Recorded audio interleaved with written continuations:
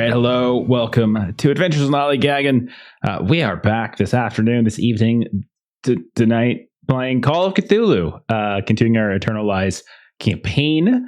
And we are down a my tray tonight. She sent me a message earlier. She's like, "Is long in the game?" I'm like, "Yeah, long's in the game." She's like, "Fuck this. I can't do it anymore." And I was like, "Okay, I understand it. I respect it." So tonight, whoever kills Patrick Price, whichever one of you does it and gets long out of the game, you can go ahead and set your luck to 99. So incentive. Oh shit! Right? I'd like to see you try. Me and my luck of 24 goodness. are, 1% tempted by that. 24? 24? Tempted by that. You're under 30, huh? Who here is I under 30 know. luck? Who's here under 30 luck? I'm 24 Just as well. me? I'm only Okay. just barely above. I'm at 35. What are you at, Bev? What are you at? 31. Okay, Bev's barely. Wow. Okay. Yeah. All right. So if I'm taking anyone out tonight, it's Marie and Patrick because they can't do that little pulp Cthulhu BS that Pastor Wood did last time around. LA survived, whatever. Anyhow, Patrick has So- that trait though that keeps him alive. He like halves his damage and all that. no, that doesn't really keeps him alive. That just means he takes less damage. Like still And kill he does him. have to spend luck for that. Listen, he if I tanked a drop, lot less. if I time. run him Mhm. over Mhm. with a car, he's like, I'm still alive. I'll just back over him really fast. And then he's not. Just takes 2 rolls. You got to double tap. Got it. Exactly. See, Ashley gets it. All right, Ashley, you can live. All right. We're going to dive right in. No more character introductions. We're going to get into play a little bit faster. So last time around, it's been a couple weeks. You all, when we started up last session, you were fleeing the scene of a double murder that you were led to by the sounds of music that was wafting through the air, music that Marie was able to identify as one of those Laetitia de la Luz songs that you have become familiar with. And so you all decide to scatter late at night, your first night in Mexico City, scatter throughout the alleyways. Bev, you were hiding in plain sight. You actually met an old couple, shared some wine and tobacco in their tiny little courtyard that was hidden away. Marie, you crawled behind some stacks of crates. You watched a bunch of officers run past you. Patrick had a very easy time. In fact, he got back to the main thoroughfare really fast and just sort of meandered back to the hotel. No issues whatsoever. Shima, Pastor Wood, he had some trouble. Shima was panicking. She was covered in blood. She got lost. She stole a shirt from a clothesline, changed her clothes, and then got lost again, and it took her a while to get back. Pastor Wood, you tried to be the hero that you are by luring the police away, by firing 2 gunshots into the sky of a neighborhood that I'm sure didn't scare anybody that was living in that neighborhood. And then you investigated the vial of nectar that you found at the scene and accidentally consumed some of it. And your crawl back to the hotel, well, that was an interesting one, that which you can remember as you basically came on to every single person that you saw along the way. Now, thankfully, it was late at night, so there weren't that many people on the street. And that included the concierge back at your hotel. So, that's kind of awkward. I think a couple people intervened on your behalf, and eventually everyone got some rest. Though the morning was kind of awkward, as Shima, I think, was feeling a little guilty for sort of manhandling Pastor Wood at one point. But nonetheless, we moved on. All of you decided to go over to one of the bigger post offices and to look for that P.O. box that was mentioned in Trammell's testament. Shima, Pastor Wood, and Bev, you sent correspondence back to the States, or Pastor Wood was like going to send some to the P.O. box. But the dream team, Patrick and Marie, decided to break into the box just directly. Screw it. We're not going to wait in line. And they did a really good job, actually. As inside the box, they discovered a power bill for the Luz Records office, along with an address for that office. They also discovered a postcard from Merida in the Yucatan, and by someone the name Dominguez, a name you haven't actually heard of before. And you opened in an unopened letter from Samson Trammell to Jonathan Brooks. Next, you visited the Luz Records office, and that's where Bev, Pastor Wood, and Shima decided to have lunch at this little taqueria cafe nearby. And you learned from a waiter there that the folks at the Luz Records office often came into the cafe, but not recently. And they were always used to talk about like music and great parties and Coyoacán. And also, he tried like nectar once, it sounds like, but didn't really like it. He felt like dirty and rowdy when he was on it.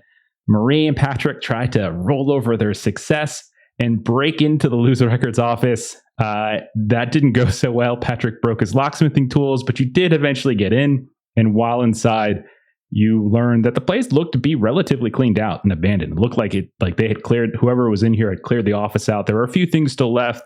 You found some price quotes from Novo Records for a bigger album. You found an invoice from Estudio del Mañana, the studio of tomorrow, a place you've heard about a few times now. And you've also found a shipping receipt for Bangkok. Not the first time that the city of Bangkok has come up in the campaign. However, while you were searching and as you were leaving the building, your other fellow investigators, while they were eating tacos across the street, Bev, I think specifically, noticed that there was a man in a car that seemed to be watching the Lose Records office and was watching as Marie and Patrick descended the staircase from the second level. Okay, we good to go? Yeah. All right. Yep, So yep. let's see. What do I want to do for some music? Let's do that. Okay.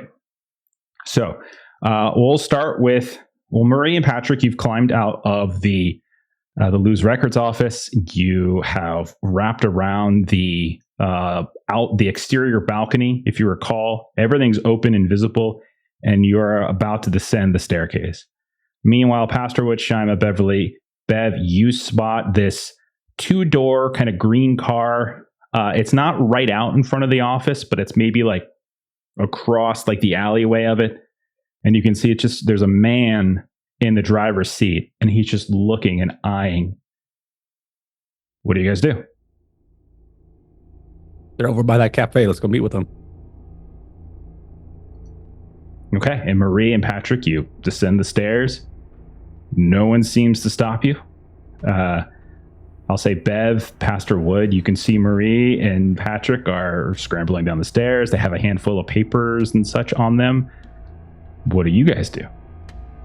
So Bev, as soon as she saw the car, she would have like quietly like whispered the description and what she's seeing, and that it looks like he's paying attention to what they're doing. And then she kind of looks to Pastor Wood. Should we? What do we do? Do we separate? Do we approach him?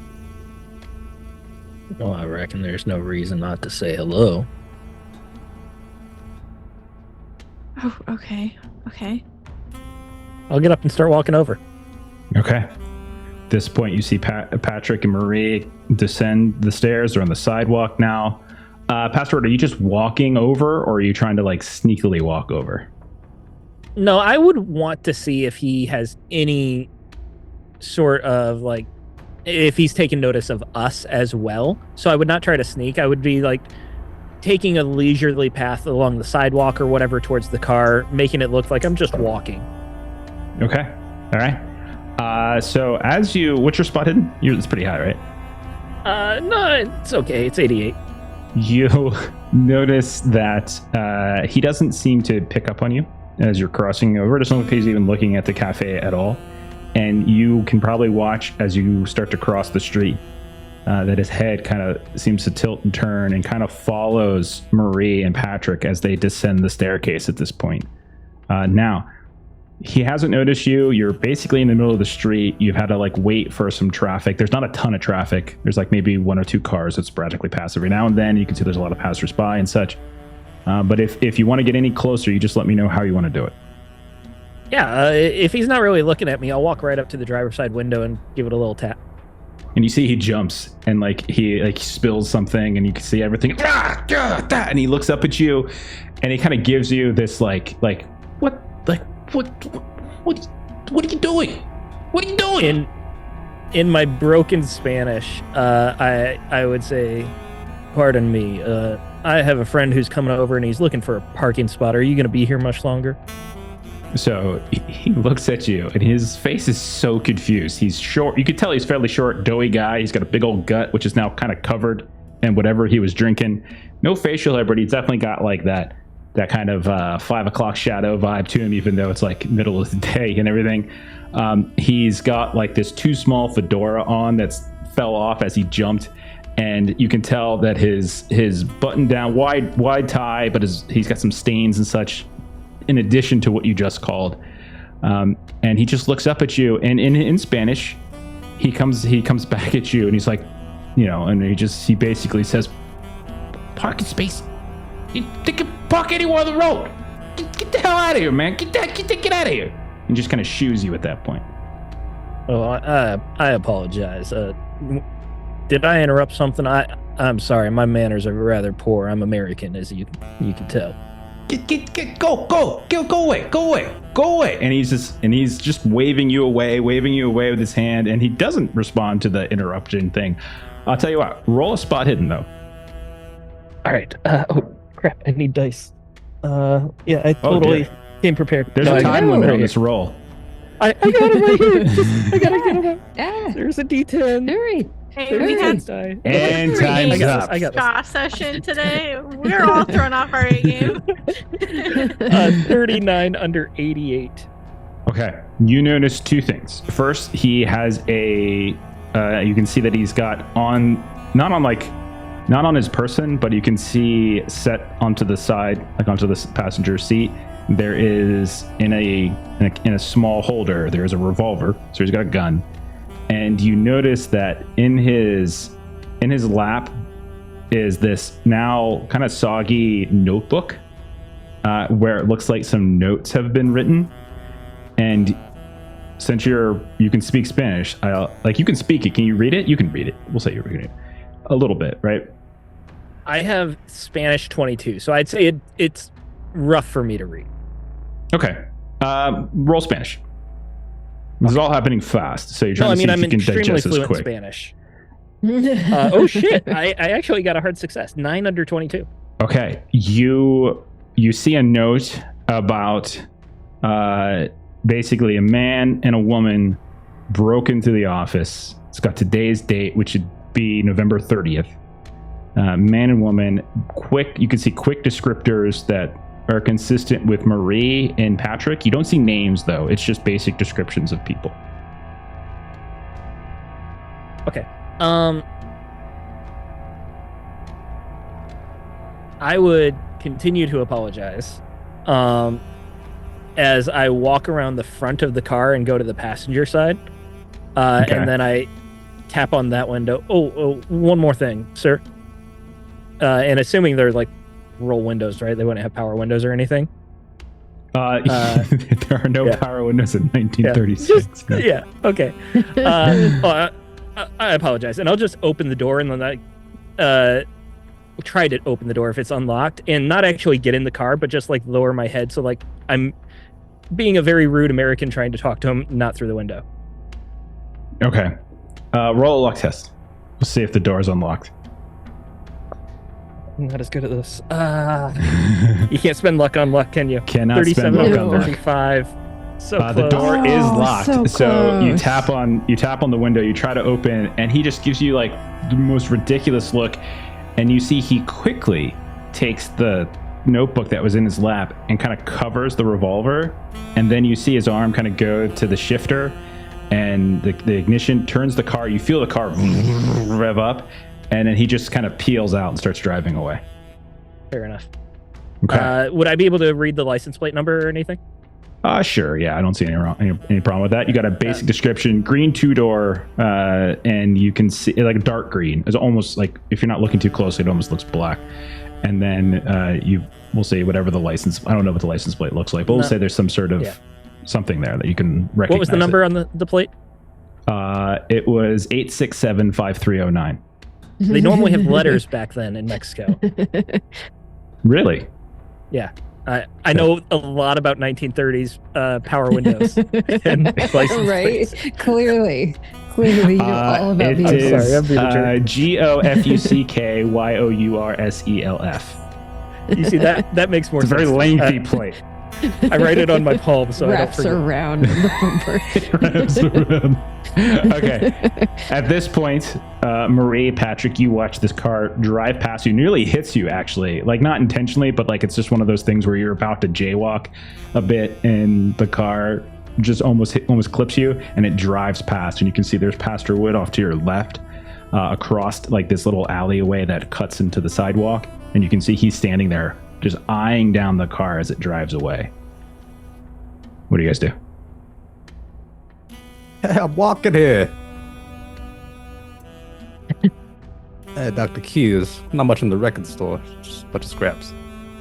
Okay. We should collect Pastor and get out of here. Someone was watching you guys. I would have started walking back as well. That's fine. We'll say you guys are very you guys are at the cafe again. We'll say you guys all meet up at the cafe. That's fine. Yeah, he seemed to be watching the store more than the two of you. He didn't. He wrote a description of you, so I assume that's the first time he saw both of you. Well, I suppose we had some folks on our tail in Los Angeles, and it certainly didn't take long, but looks like we're going to need to be quick about our work here as well. And can we watch the car and make sure that it leaves and doesn't just make a loop around the block and come back? What's your spot hidden at? 72. I would say between you and Pastor Wood, if you're both keeping an eye on it. So Maria, if you're standing on the sidewalk and watching it pass, Pastor Wood, you're watching it intently enough to actually get the license plate. You can see it drive straight for a significant amount of time. And eventually you kind of lose it as behind the people start crossing, and you think at some point a ways down it probably makes a turn. So you don't think it just kind of looped around. Was it heading in the direction of the other music studio, Estudio del Mañana? I mean, it's hard to really tell that. I don't think you guys even been there yet, so I don't think you really have the context of that yet. Okay. Right, we have a couple leads on these invoices we found at the record store. But if people are watching us, that means others involved, and they'll come to us faster than we can find them. It's true. Perhaps. Possibly. One of these is right down the street, though. So if we've currently lost our tail, now might not be a bad time to go walk our way over there. Couldn't be more than a block or two away.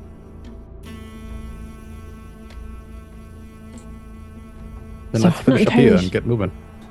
Okay. Sounds we fine should by me. definitely think what our cover should be, because the record placed on the street, it was just a proposal for what it would take to package up some multi-record albums together. So we'll need to think about how we want to handle that.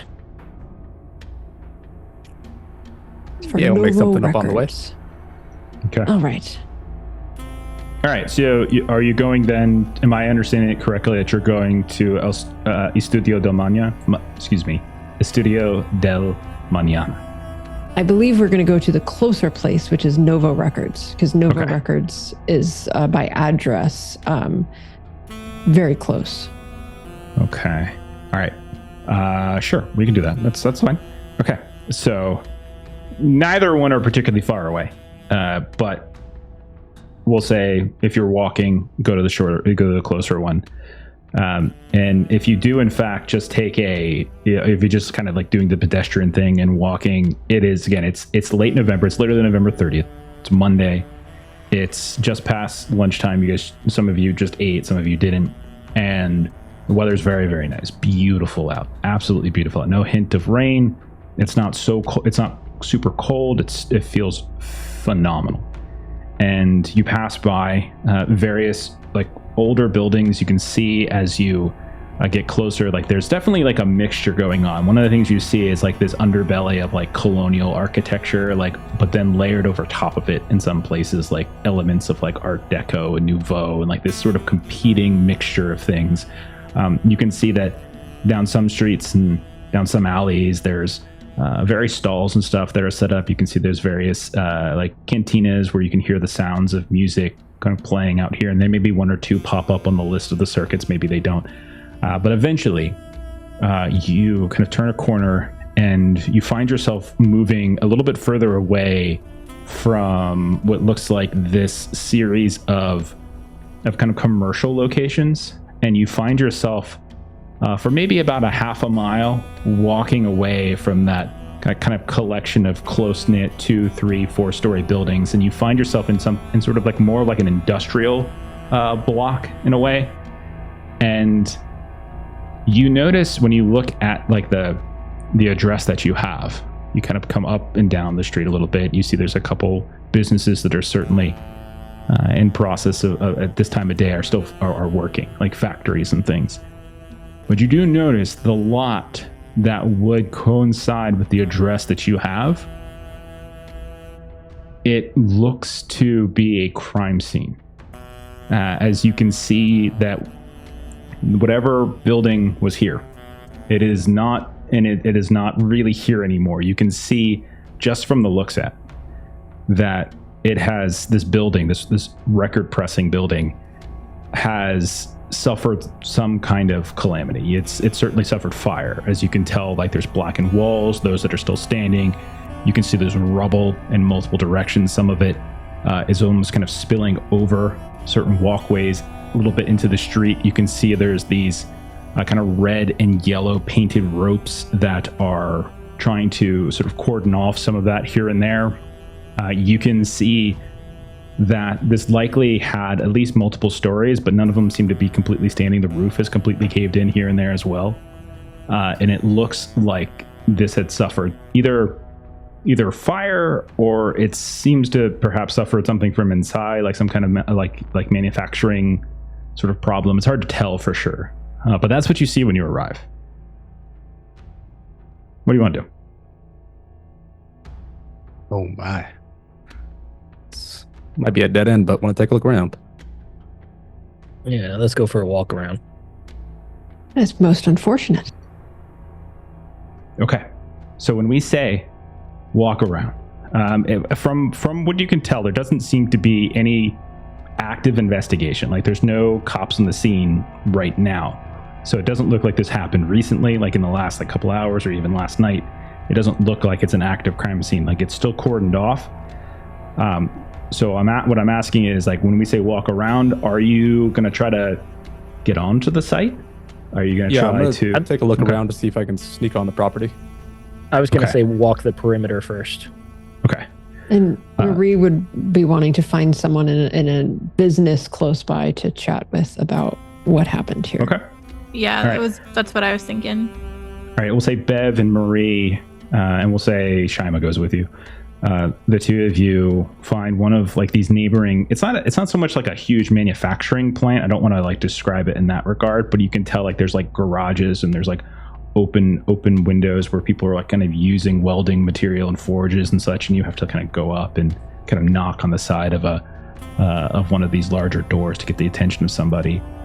Pastor Wood, you do a full lap around, and you can tell again, there's no, from your, like from what you see currently, there's really no immediate observation of like cops nearby. But it definitely looks like it's like the building itself has suffered fire damage, like almost in its total, right? Like that's very obvious to see, and it's in no way, shape, or form like livable or functional. I would say just from looking at it, you think that it's not like it's not recent in the sense like it's not in the last day or two, but it also doesn't look like this is rubble that's been sitting here for like a month or more. Like this is somewhere in between, just like the basic look of it. Are there any back entrances or like windows or anything? Most of that, like you can see the walls that are still intact are blackened. It doesn't look like any windows are still like fully intact as well. Like there's plenty, like you can get on the site pretty easily. Like that's not an issue. Gotcha. At all. Okay. So Patrick, you wanted to move on to the site, is that correct? Yeah, I'm gonna get on it. Okay, do you want to do this in a way that tries to make it so that you are not observed perhaps by passersby? Yeah, I'll just wait for an opening. Nobody's seeing me enter. Okay. Give me a stealth test then. 53 under 65. Okay. And is there anything in particular that you're looking for? If anything is remaining on the site, like if there's anything I can find that's not destroyed already. Okay. You can give me so depending on what you roll is information you might get. You can basically just roll spot hidden, or if there's something more specific that you were looking for, you certainly could do that. If you have anything like, let's see, let me pull up some lists here. If you have anything that is like more scientific, that's more sort of forensic oriented, like chemistry or, let me see, like some kind of machinery type of thing, like a mechanical repair even I would take. Or you could just do spot hidden, but it's just more of a general roll is all. Or demolitions. I'll take that for sure. Yeah. That sounds great. demolitions as a skill. What are you trying to say? Don't judge. That might be very useful one day. I mean, it sounds like it currently is very useful. Yeah, 1721. All right, Ben. All right. Okay. So, as you're looking around, and you're creeping around the interior of this rubble, and you look at some of the remaining walls and floors and larger spaces where you can see there's like char and ash and all sorts of residue.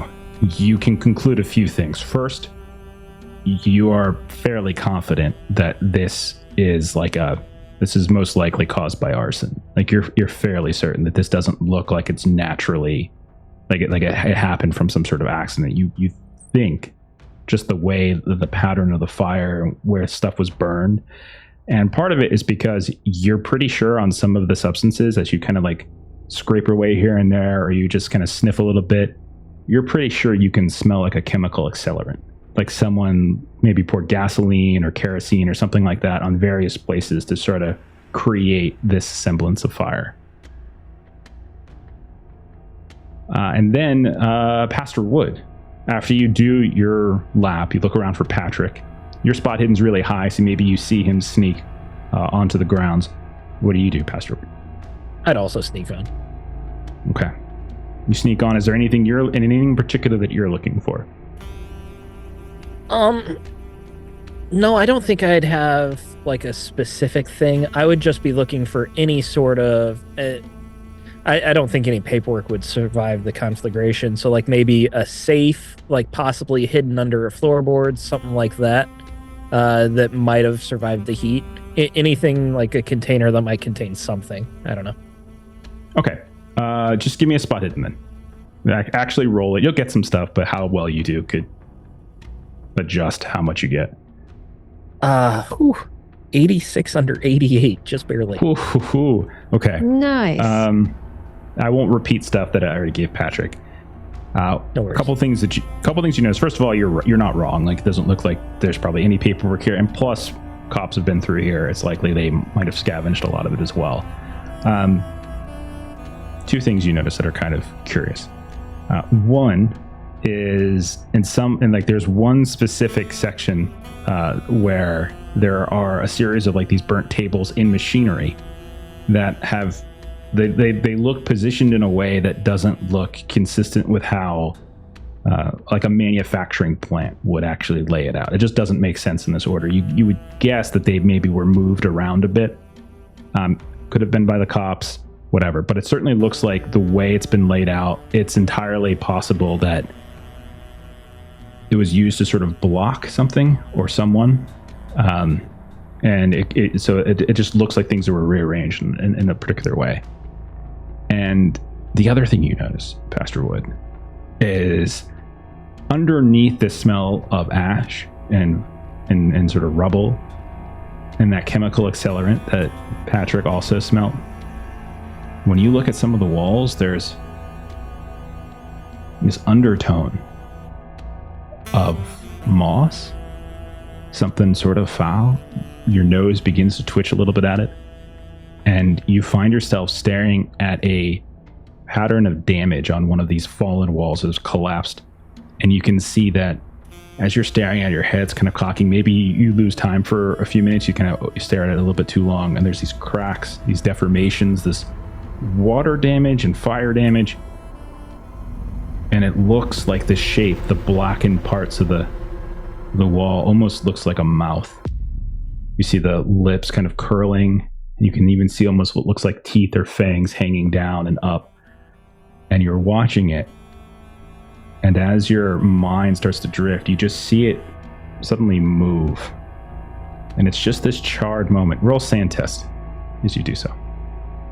Beautiful. Looking for under 62. Rolled a 53, barely. And as at that point, you kind of like maybe take a step back and you sort of shake your head a little bit. When you look back down, it's just like char. Like it's almost like reading a cloud and trying to interpret a cloud for something. And then you look down at it again and you realize it's not really there, though that scent still lingers. Anything else? I just absentmindedly, after smelling that, I start looking for my handkerchief and then realize I must have left it in the hotel room, unfortunately. Okay. And then I think I would try to move around the machinery and the tables that looked like they were moved. Mm-hmm. Just trying to like piece together, if they're like small enough that a single person can move them, of course. Just trying to piece together maybe how they would have looked before. So yeah, if you logically try to piece some things around, basically it looks like stuff was moved, like a bunch of tables and things were kind of moved up against one wall and almost looks like it's blocking a doorway. So, and the room that doorway connects to, you can see is completely collapsed and burnt through. So more than likely, if you were to rearrange it, you would just be kind of putting it against other walls and just not blocking that door and keeping an open walkway. Okay. Would Patrick be in there as well, or are we on different parts of the building? It's not an enormous building, and the rubble has obviously reduced the amount of exploratory. So you guys can be next to each other if you want. Patrick, you see this? What am I looking at? These tables, the machinery, they were blocking a door. Does that remind you of anything? Yes. Looks like this is arson. Somebody burned something down. Either hiding evidence or got some sour business partners. Well, I'm just saying this. The way this plays out in my mind, it seems very similar to how things played out for us in the City of Angels. Fire, us blocking doors, trying to keep things in or out. I get what you're saying. Let's see if the others found anything. Yes, sir. Okay, and we'll cut over to Marie and Beverly. As you come over to this like garage, you can see inside there are two men that seem to be working on some kind of welding project. There's like some sort of metal infrastructure, like they're piecing together like machinery of some kind, and like in between some of the welding and some of the louder kind of clanking of tools, one of them looks up and they see the three of you, in fact, we'll say Shaima, and he wanders over and he kind of looks at you, squint, and you can see he's trying to talk, but he you can imagine he probably has maybe some limited English, but he says, "Can help you." Pulls off this mask, and you can see he's just like coated in sweat, and he just kind of lets his hair go a little bit, and he is something off of a calendar for sure. Yes. I'm a singer looking for the records. And he kind of points over records. Yes, records. Burned down. Oh. And she just sort of over exaggerates, like, so sad. And he just kind of nods, like, sad, kind of nods and repeating. And, again, you could tell he's not fluent, but he's doing his best. Beverly, what'd you say? Beverly just asked, like, when. When did it burn down? But, when he said... okay, so you kind of keep it as short and sweet. Sure. So he thinks about that, and I'm checking my notes actually while I do that. We're running through our very limited things that Pastor as has we're taught all us, like Yeah. quando, okay, quando. I imagine Trying to figure like out how to. Beverly said it originally in Latin and then it was like, oh wait, fuck, and then And yeah, he's just like he kind of like points backwards a bit, and he's like, many days. Oh, everyone okay? Safe? And he kind of Jorge inside. Oh, I'm here to talk to Jorge. Jorge dead. Oh, and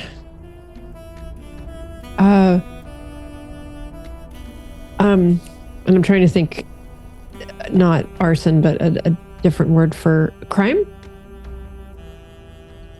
or accident. He like puts his hands up like you don't know. Oh, I'm so glad you're safe. So glad you're safe. So close. So glad you're safe. And he kind of looks past you, and there's like a maybe 50 yards between his place and their place, and gracias. He's back. And Marie just sort of sighs and looks to Bev and Shima and kind of shrugs. yeah, without like Talk to Pastor Jorge here, now. yeah, there's not too much really that we can ask. Mm-hmm. So Thank you. And he just nods and points back to what he was doing. yeah. We'll just wave. Okay, and he waves again, and he turns around, and you can see like rippling muscles, and he's got like coveralls and Is stuff his on, and he name- just Gabriel Diaz Fireman.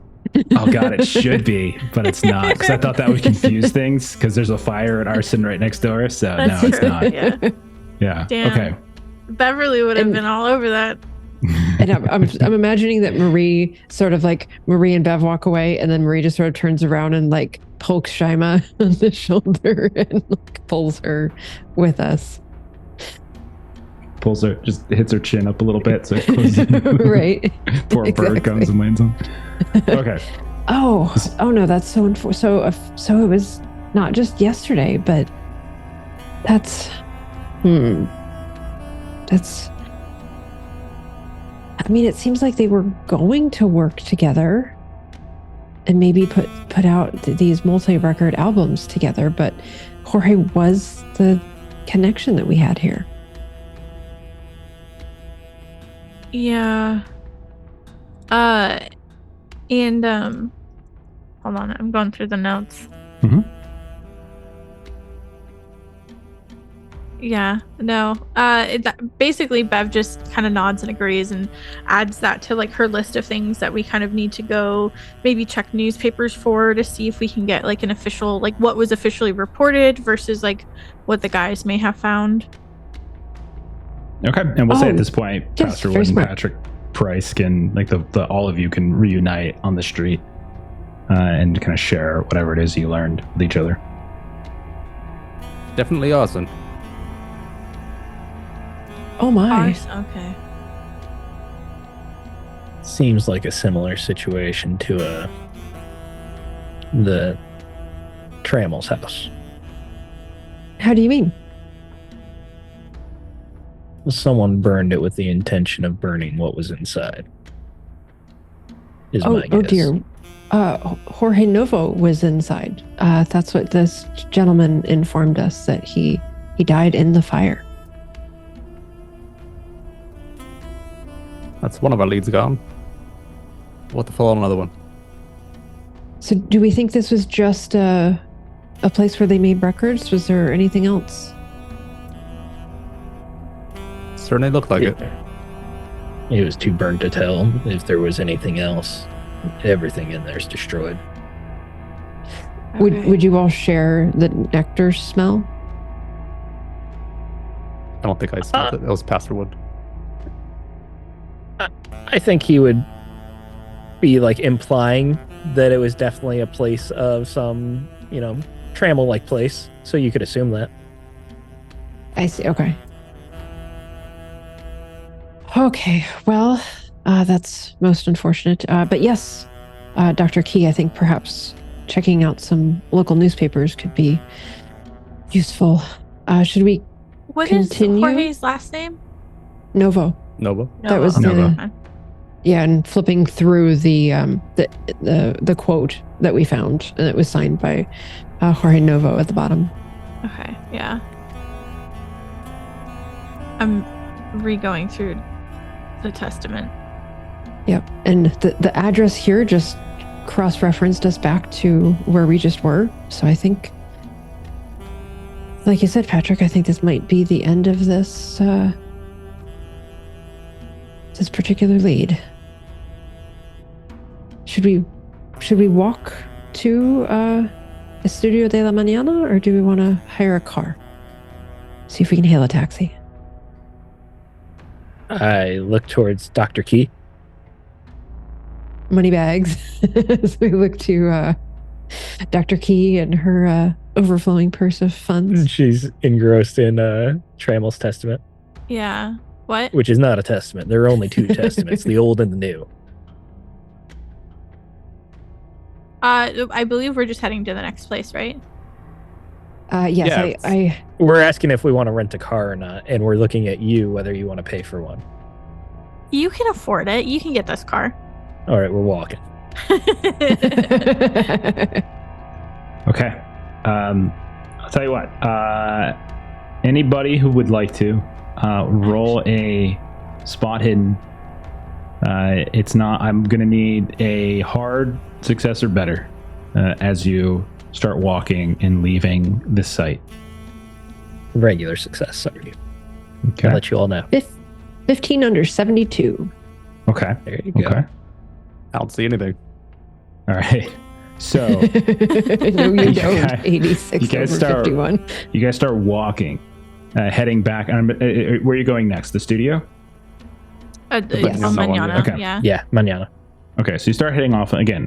All of it is vaguely within walking distance, lengthy.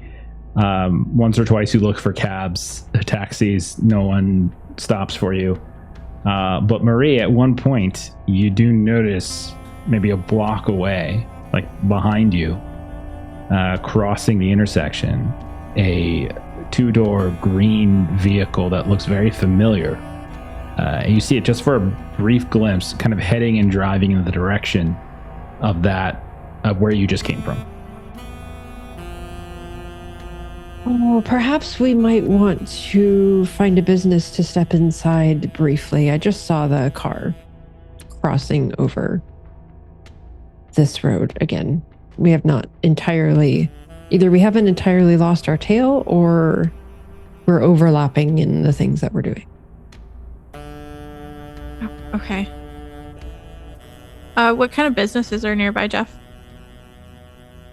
There's a variety of stuff. Like if you're looking for somewhere that it's okay for you to like linger in, Yeah. there are certainly like small little shops and stuff like that. You can find something of that nature. Yeah. So then Yeah, that's that's- what we'll do. Is like maybe I don't know if we want to split up or not, but maybe go to separate shops, like maybe on either side of the street to like keep an eye out. Yeah, there's like a souvenir shop. I'll buy a new hat. Okay, Patrick, you go buy a new hat. What is it you guys are looking for as you go into these So- shops? What is? We're keeping an I'm eye not on sure I this understand. green car to see like Oh, we're you trying to did. get off You the saw street. it. You saw it for a half a second as it crossed the intersection a couple blocks away behind you, back by the plant. It's not like by you guys. It just Got it, Marie okay. saw it as she was like turning around trying to hail a cab, and she Oh, okay. saw this car. It wasn't like slow roll following you or anything like that. It was just you saw it. That's all. But Patrick got the sombrero anyways. He's still got it. He's still wet. He's still wet, and he got a wide brim hat. Yeah. Perfect. Okay. Yeah, just wanted to keep an eye out behind us. That's all. But we're still then heading to the studio. Okay. So you get your hat, you pop back onto the street, and you walk. Eventually, it takes a little while. It's a little bit longer of a hike between the record pressing site and the studio itself. But eventually, you start noticing the sort of neighborhood dynamic kind of change a little bit. Slower. You start noticing the blocks, these chunks of buildings start to look a little bit more vibrant. You can even start to hear some music starting to play through some of the windows. You can also see, like, some of it's jazz, some of it's bolero. You can see some of it's wafting down from what you assume are like apartments with open windows, and you can see others kind of coming from like various like cantinas and things like that. You pass by a few cafes. At one point, you see that there's like someone standing up on a small little like milk crate, and they're like reading from this crumpled up piece of paper. You hear the vague sound of like Spanish poetry like wafting out of the cafe. You kind of weave around a corner. You see this cinema on the street, Cine Oro, and you can see like there's this small crowd, not very many people standing outside of it, but they're all decently dressed. There's like a marquee. You can see like it's listing, it gets entertainment for the week. There's like Love on the Run. You can see the big name of like Gable Crawford kind of up there. You can see like Out on the Great Ranch. It's actually in Spanish, but I'm going to screw it up, but I'll try it anyway. Ala en el Rancho Grande. You can see that's up there as well. And like there's like Tito Guizar. And then you can see like Tarzan Escapes.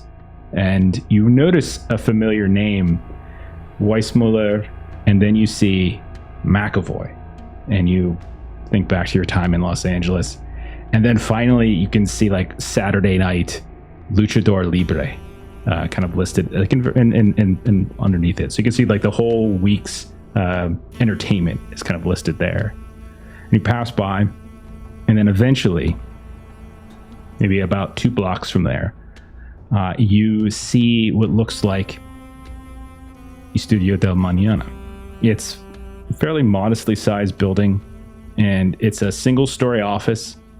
The area around looks to be a little bit more modern, and from what you can tell, it doesn't seem to kind of share space with any other businesses. It's not like there's one above it or below it, and doesn't seem like there's anything next to it. It's just like a small, modest corner of this block that you're on. You can see like the symbol that you've seen before of like the Studio of Tomorrow, kind of branding here and there, like right on the door. It's like this, like again, like this Art Deco kind of inspired look to it. You wait around for a few minutes. You see no one comes, no one goes. Doesn't look like there's a ton of activity.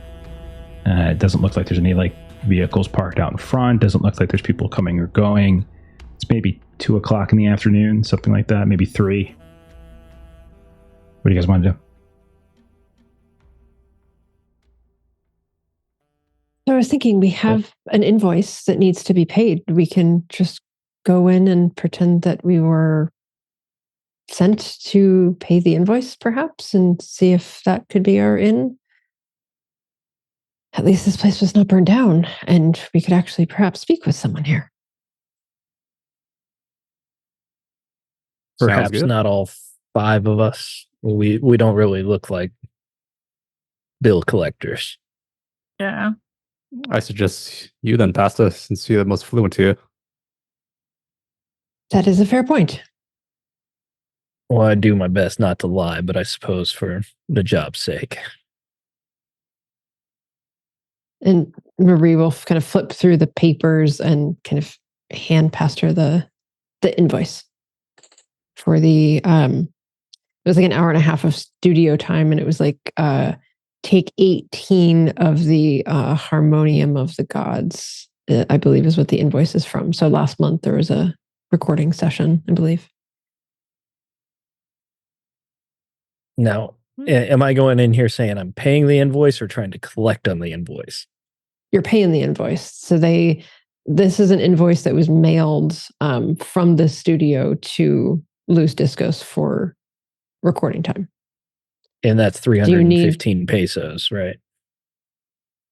It's it's a 15 is the total $15. amount. Okay, I'm sorry, I misread that. Okay, so I need $15. I didn't bring any cash. Marie will hand over because I think that's within her daily spending. I like to imagine as he says it, he's just dead ass staring at Bev. I 100% was. And Marie actually only has $10 for her daily spending, so she'll give Bev the 10 and then she'll look to Bev And for Bev will tap in the 5, yeah. Okay. Well, thank you. I lost my wallet the other night. All right. So Pastor Wood, cross the street. You head over to the entrance. The rest of you, are you just lingering on the street? Do you go and do you do anything else?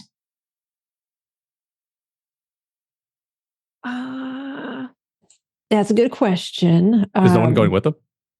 I can go with. I'm Can, if you decent want. at talking, so Someone should definitely come with me. I will. Should be a buffer. Yeah. I'll go the with last time, for the chat last time he buffer. went off on his own, he shot a man in the face. And I'll do it again. He'll do it again. Buffer, babysitter, whatever you want to call it. Goodness. Okay. All right. and So Marie sort Pastor, of you go takes the together. cash back in her hand. She doesn't trust you. Okay, so the two of you go across the street. You come up to the front door again. You go to open it, see if it's just one of those things where you just go in and you realize it's locked. It's literally 2-3 o'clock in the afternoon. It's like middle of the workday. It's a Monday. Like, this is kind of odd. Do they have their operating hours posted on the building? No. I'm saying no. It's not like a Subway, so I figure people show up to this when their scheduled time is appointed, that kind of deal. For a second, I thought like actual Subway, and I was like, What do you guys do with the door being locked? Pastor, you have tools for such endeavors, do you not? Well, I tend to kick the door down. But you have tools also that you could use instead, yes? My tools are these boots that I'm wearing. Oh, I misunderstood. Well, this is most unfortunate because Mr. Price had his tools and he somehow, in the fine work of picking a lock, demolished them at our last attempt at this. I tell you, that man is going to get me killed picking a lock one of these days. I have Locksmith 21. Do you have? I have a locksmith of 1, yes. So somehow Marie and a hairpin or 2 are going to try to pick this lock, apparently. So you don't have locksmithing tools? Okay. No. Roll locksmithing with a penalty die as you try to bend down and start messing around with the lock a bit. I'll Okay, lean so- against the wall and just watch everyone watching Okay. us. Try to lock. This is not the dream team. Never This is send not the Melissa dream and Steven together on a task. Like, it doesn't matter which game. It's not going to work out well. So I'm going to take 2 audience boosts because we've been getting a flurry of audience boosts tonight. So I'm going to try to roll this under 41 with penalty dice. All right, go for it. Oh, that's so unfortunate. What does it say? I mean, Please it could have share. been an 8, Okay. but then I had to roll it with a penalty dice, and then it was a 98 Okay. So you Which- crit fail. because that was because it was a 21 Mhm. that I was trying to Are roll. you under kidding me that you're crit failing while I'm around again? And while you- lockpicking? whatever hairpins that you start to use, they don't just snap in half. They get lodged and they are stuck inside of the lock. Could she push? And not only that, you can push, but there's usually, if you push, you got to kind of explain what you're doing, and then there's always the potential for bad fallout. Can you push a crit fail though? Oh no, that's right. You did crit fail with a 98. That's right. Good catch. Okay. If it wasn't a crit, then I might you have hear crits or a crits. man's voice from inside call out, and Pastor Wood, you can easily translate it. You hear. Go away. We're close. I have a gun. Go. Leave now. I'm not lying. Pardon me, sir. We just thought the lock was jammed is all. We're here to pay our bill. We're close. I'll shoot. Get out of here. I sidestep out of the way of the door. Sir, I understand we're closed. We just have some cash for you is all. It'd be a big inconvenience to have to come back. Slide under the door. We are in need of a receipt. And she's kind of saying to Pastor Wood to translate, we're in need of a receipt. My business associate here is telling me that I need a receipt. I'm not falling for it, but just put it under the door and then get out of here, or just get out of here. I got a gun. I'm going to shoot. Give him the invoice. Put the invoice under there to show that we're just trying to pay it.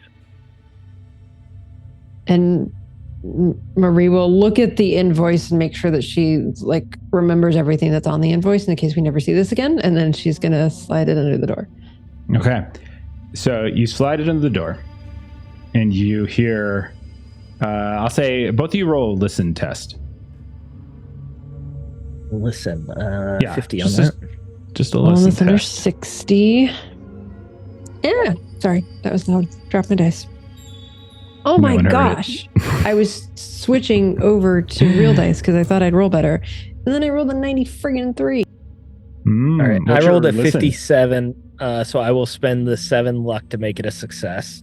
I wanted to make sure that she failed hers so before it's not a crit. Okay, so it's not crit. Okay, so Pastor Wood, you hear a few things. First, you hear the crumpling of paper as if he's grabbing it, and then he looks at it and he's like, "Oh no!" And then you hear the kind of cocking of a gun, and you just hear, "Is this some kind of threat? I told you I have a gun." I apologize. We got off on the wrong foot. I'll be honest with you. We're not here to pay an invoice, and we don't even know who you are. We are not trying to threaten you. I heard what you did to Jorge. I heard.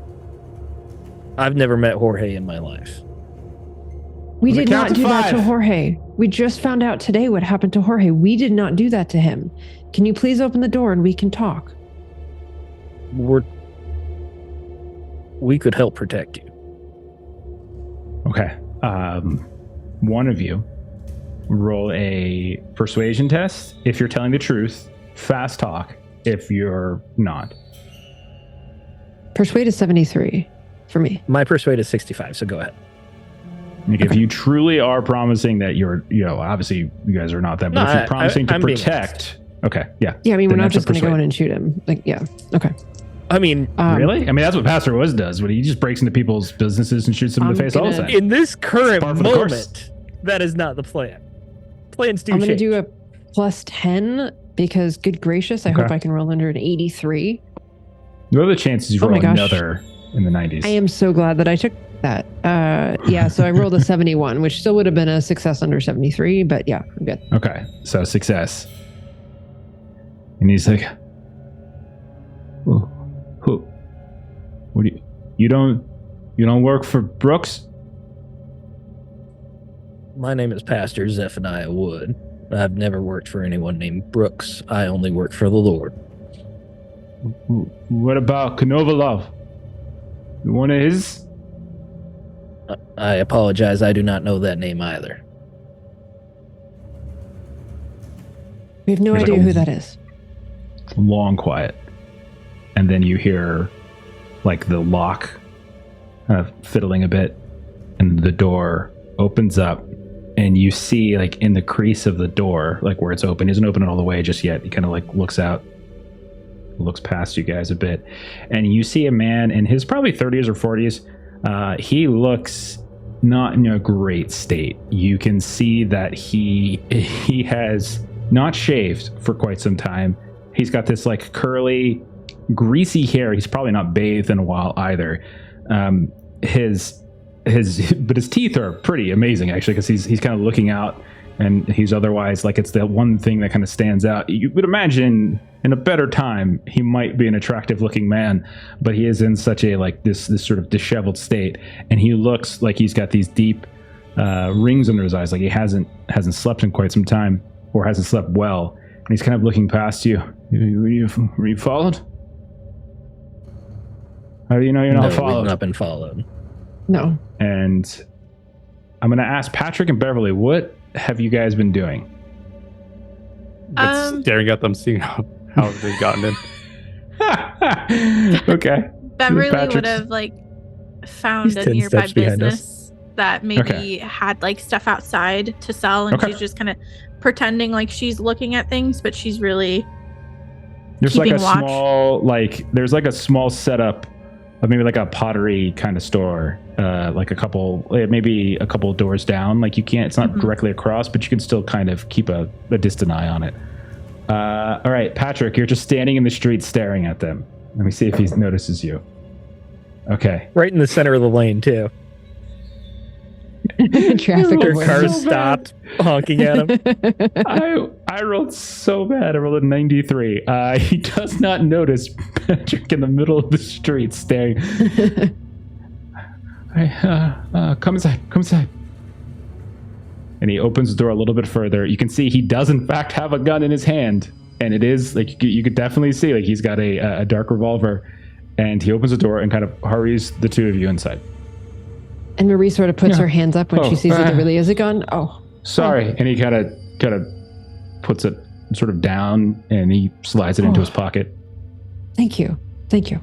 Before I go in, I'd like to try and make a look towards Patrick, who I assume is just very plainly visible.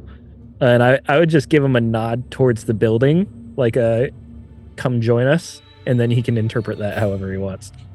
I'll give him a thumbs up and just head towards the front and stand there. Okay.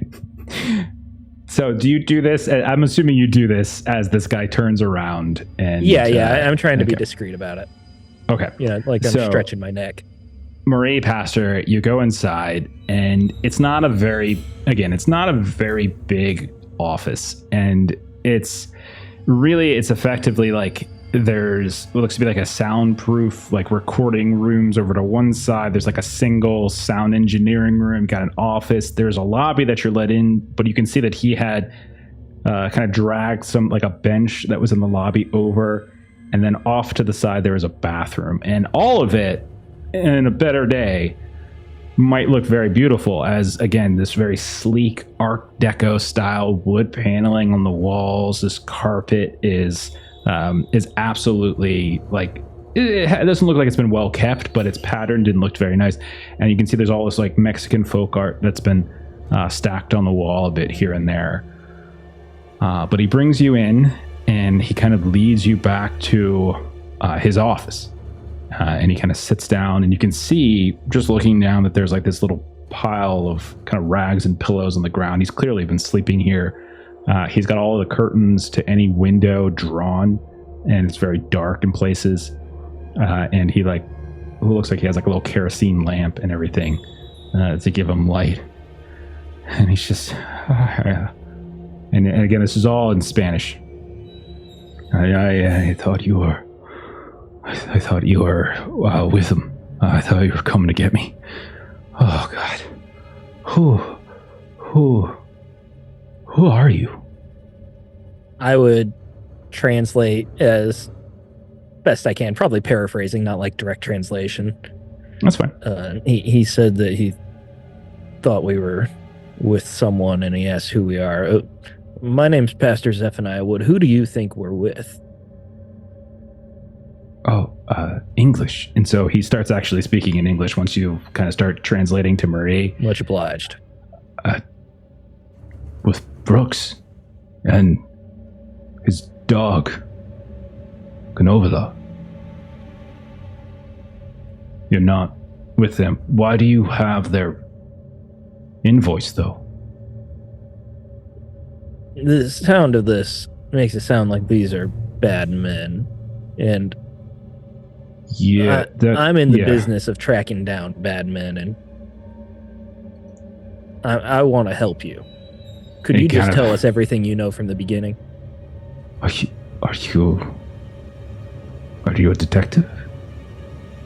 We're detectives of sorts, yes. Private detectives.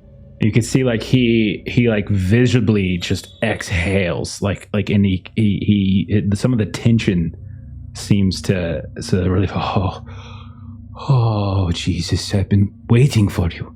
Oh goodness, I thought I was going crazy, but no, Brooks, he's a bad man, and he I am Victor. By the way, who? Pleasure to meet you, Detective. Victor. Yes. Nice to meet you, Murray. Marie. And I'm sorry, what was your name? Pastor Wood. Pastor. You're a man of God? Well, of course. Oh. I am sorry. And he kind of makes this like, a gesture with his hand, like he's kind of doing the cross. This is a very terrible time, but Jonathan Brooks, he wanted me to record a record with his wife, Leticia de la Luz, and we did, but it got worse and worse, more demanding, and he threatened me and my friend Jorge Novo. He presses records, Novo Records. He is dead, and they killed him, and they're going to kill me too. We'll do our best to make sure that doesn't happen. Why did they wish to kill your friend? Yes, what changed? Well, we were making the records, and maybe a month ago, Jorge refused to do any more work with Brooks and Leticia. He thought the album was evil. And he looks at you, Pastor, and he's just like, evil of the devil. Yes, we've heard a snippet or two of it. I did not know what it would be. Leticia was such a nice girl.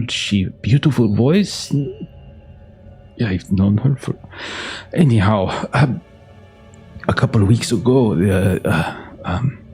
some of Konovalov's people, they approached me. They wanted me to convince Jorge to get back to work.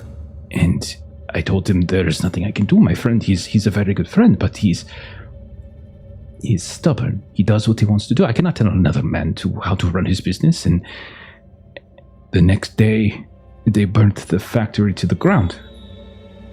And then I learned that Jorge was inside of it when it happened. And now I think that they're going to come for me. Could I ask you, your friend Jorge, did he ever... Had he been acting strangely in recent weeks, perhaps being a bit overly familiar at times? No, not at all. He's professional, always. We are friends, business associates, very professional. He was a good man, God-fearing, attended church, prayer. You, Pastor, would have liked him. And, well, would you happen to know, does he have a residence where he might have kept business notes or anything like that? Anything that might have not been in the factory? Maybe in an office somewhere? Jorge, his office was in the factory. That was his place. He had, I don't know where he lives. Like I said, business friends. We are not social friends. Of course, But of course. he kept his life separate. As this was his work and this was his home, and that is what he did. But no, Jorge was a good man, and they killed him. This Brooks and Kanalova, is that what it was? Konovalov. He's Konovalov. big Yeah. Russian man. You wouldn't happen to know where they work? Well, no, not really. They would come here. I have known Jonathan for some time. I know Rosario, Leticia, longer. They have a billing address or anything where they would have invoices sent? No, that is not how it. No, that is not how it works. No, they would come here, and they would rent the studio for recording, and we would record, and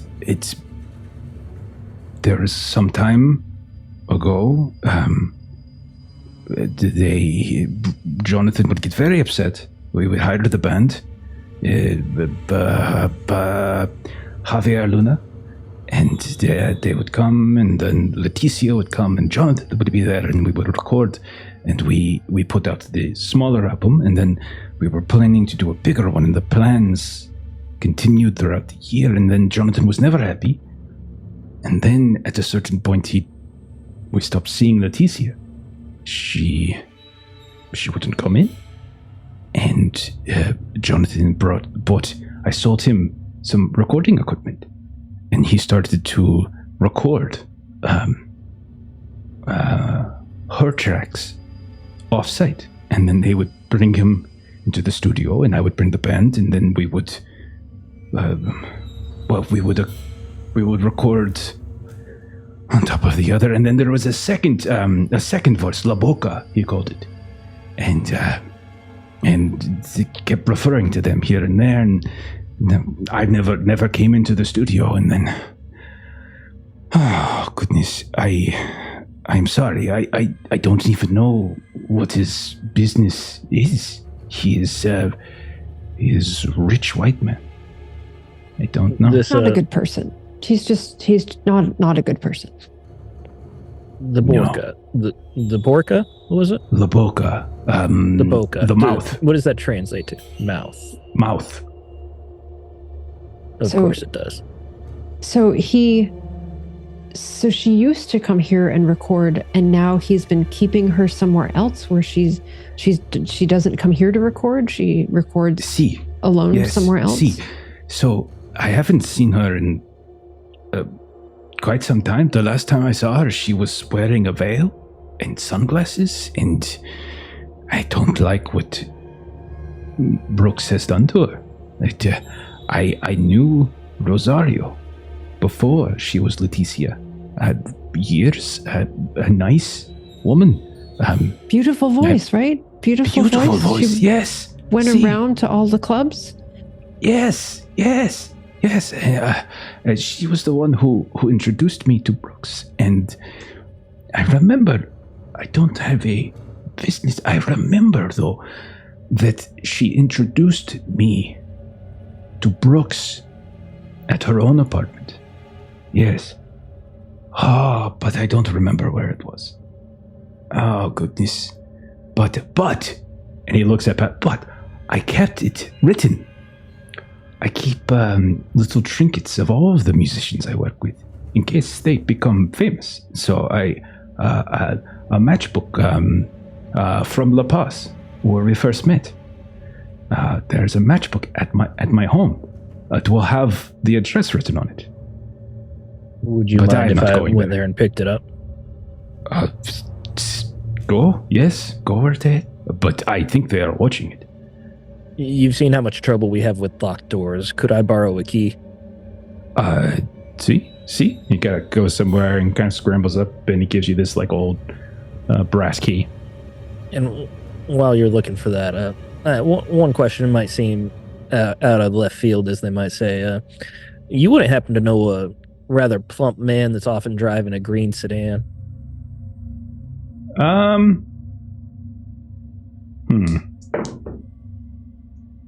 Good question. No. It could be working for them. They have many people. But it's usually strong, not plump. Okay, well, not to add to your paranoia, but if you see any green cars, maybe stay away from them for now. See. But you said you were going to protect me. Yes? Of course. And first order of business is probably getting you out of this place of business. Generally, when you need protection, you don't stay where people know they can find you. Yes, I thought it was easier here in public than at my home. And it is, except you're also the only one in here. But there are businesses. Oh, but then Jorge. But you saw what happened to Jorge. Yes. In his business. I see. Okay. Where will we go? We'll find you a hotel that you can hole up in. Oh, hotel. They might find me though. Well, they will definitely find you if you stay here. Oh, yes. Yes, of the places they know you would be, this is one of them. Any random hotel, it would take them at least a little bit longer to try to find you. Yeah. We'll get you set up in a hotel. We won't tell anyone where you were. And you make sure not to call anyone who might be able to track you back there. You can't talk to family. You can't talk to friends. You should even send out for groceries and meals. See. Yes, I haven't eaten much. And you can see he's got some like scattered food over to the side. You can tell it's been sitting there for a while. He looks pretty sickly, like he's been here for quite some time. He said, oh, thank you so much. You are God has sent you. Thank you so much. I will do what I can to help you. Yes. You can speak with Javier. Javier Luna, yes. Yes. If you could, yes. He led the band, the backup band for Leticia. They worked together. We worked on the first album. La Paz. Yeah, they are at La Paz most Saturdays. Yes. Speak with Elena. Yes. Alcatraz. She works at La Paz. She is Elena. Yes. She's here in Mexico City. Where else would she be? No, never mind. I haven't kept up with my correspondence. Anyways. Oh yes, she works at La Paz. She sometimes sings with the band. We wanted to bring her in for a song, but they did not want another female voice. They said it would clash with Leticia. But she is I'm thankful they did it.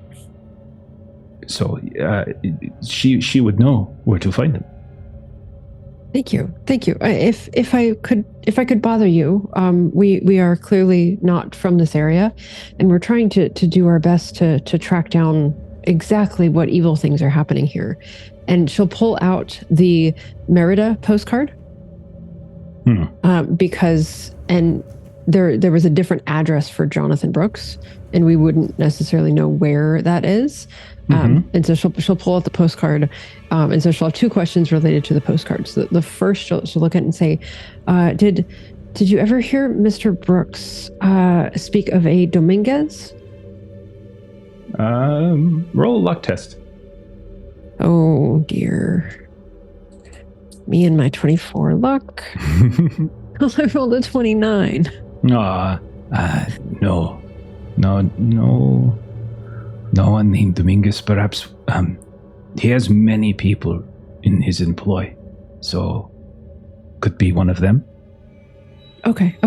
And then my other question, we were trying to find different places that Mr. Brooks might be. We came upon the invoice, and we also came upon this postcard. And so she'll show the postcard that says Rio Tigres 64 in Mexico City.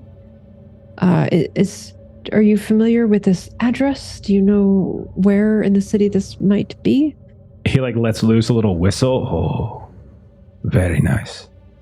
Very nice. That is not Leticia's address, though. No, she was not there.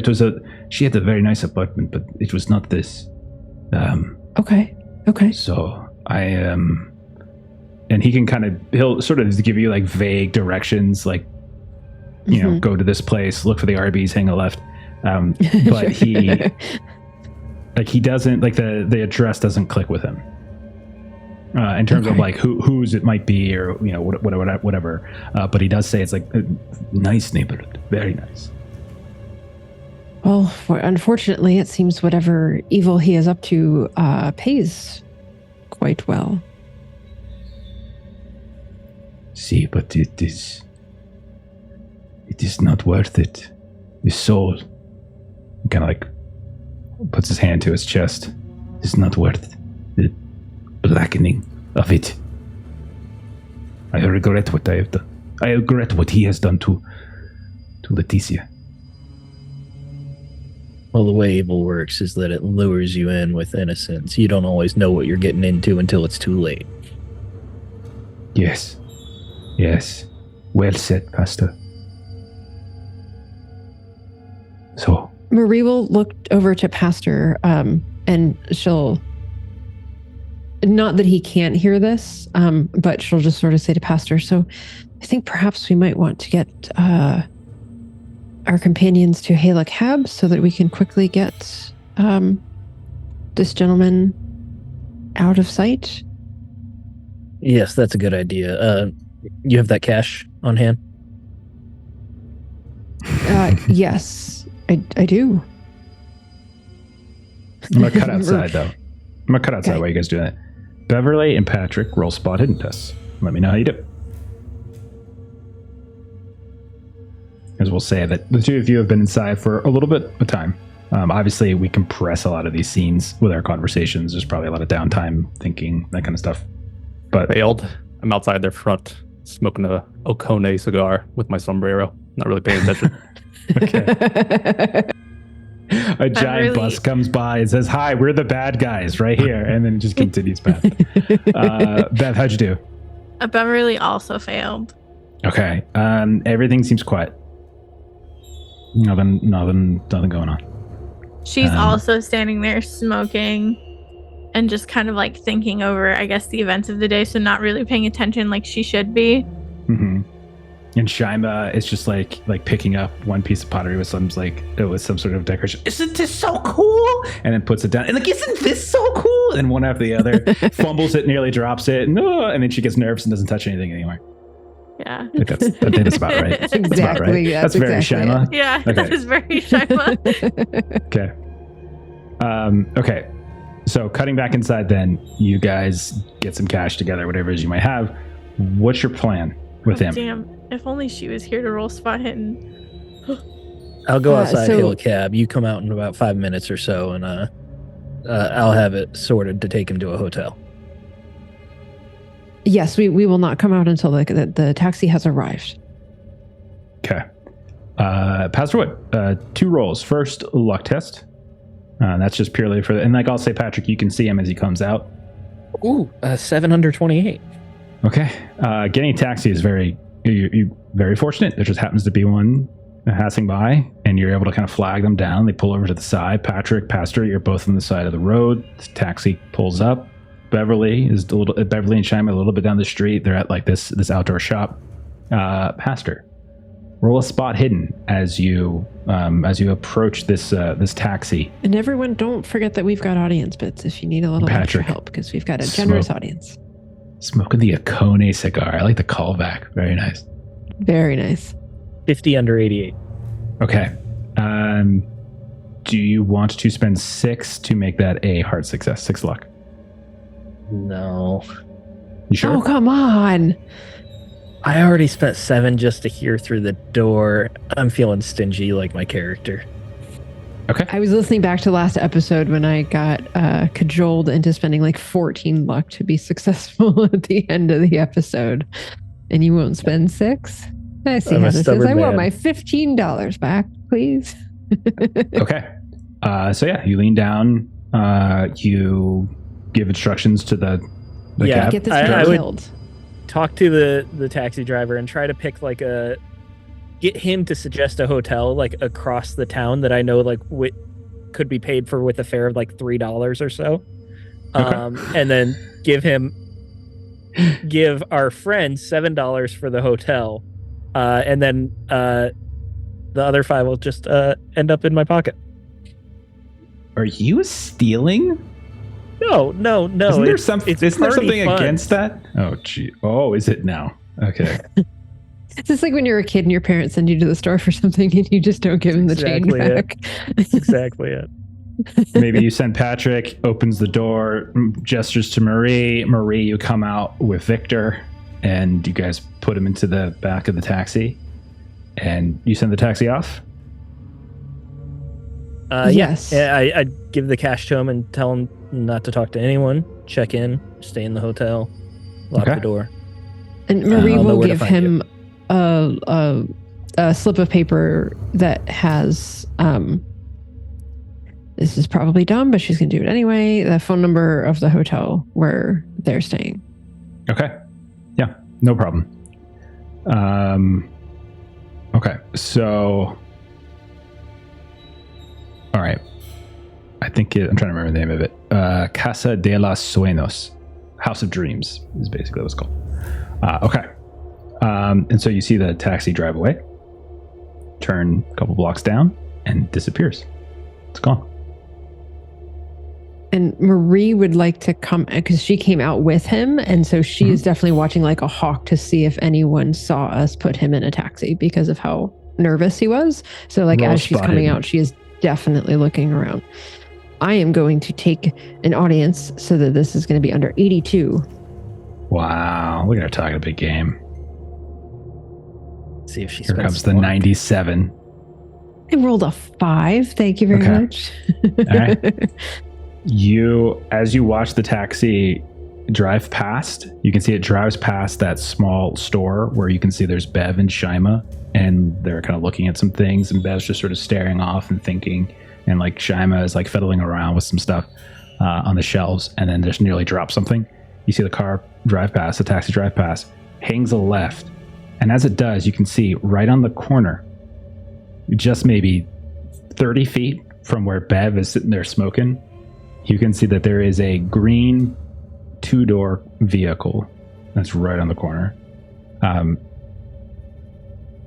pointing in the direction at the studio. You don't see it turn on and suddenly do a UE or anything like that really fast, but you do see it, Murray. So I would imagine Pastor and I were still on this side of the street. And Sure. so Marie is going to try to sort of hook her arm around Pastor's elbow and spin him so that we're not facing that way. I really Pastor. don't appreciate that you keep doing this to me. Pastor. Behind the What? street, across the street, Where? our friend seems to have located us. And I'm not sure that Dr. Key or Shima are aware. Friend. Oh, you mean... Oh, in the green car. Yes, Well, let's as go you say described hello. the green car.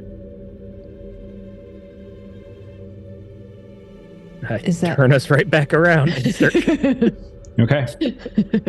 So you turn back around, you start walking. Patrick, are you following? I'll linger behind. Okay.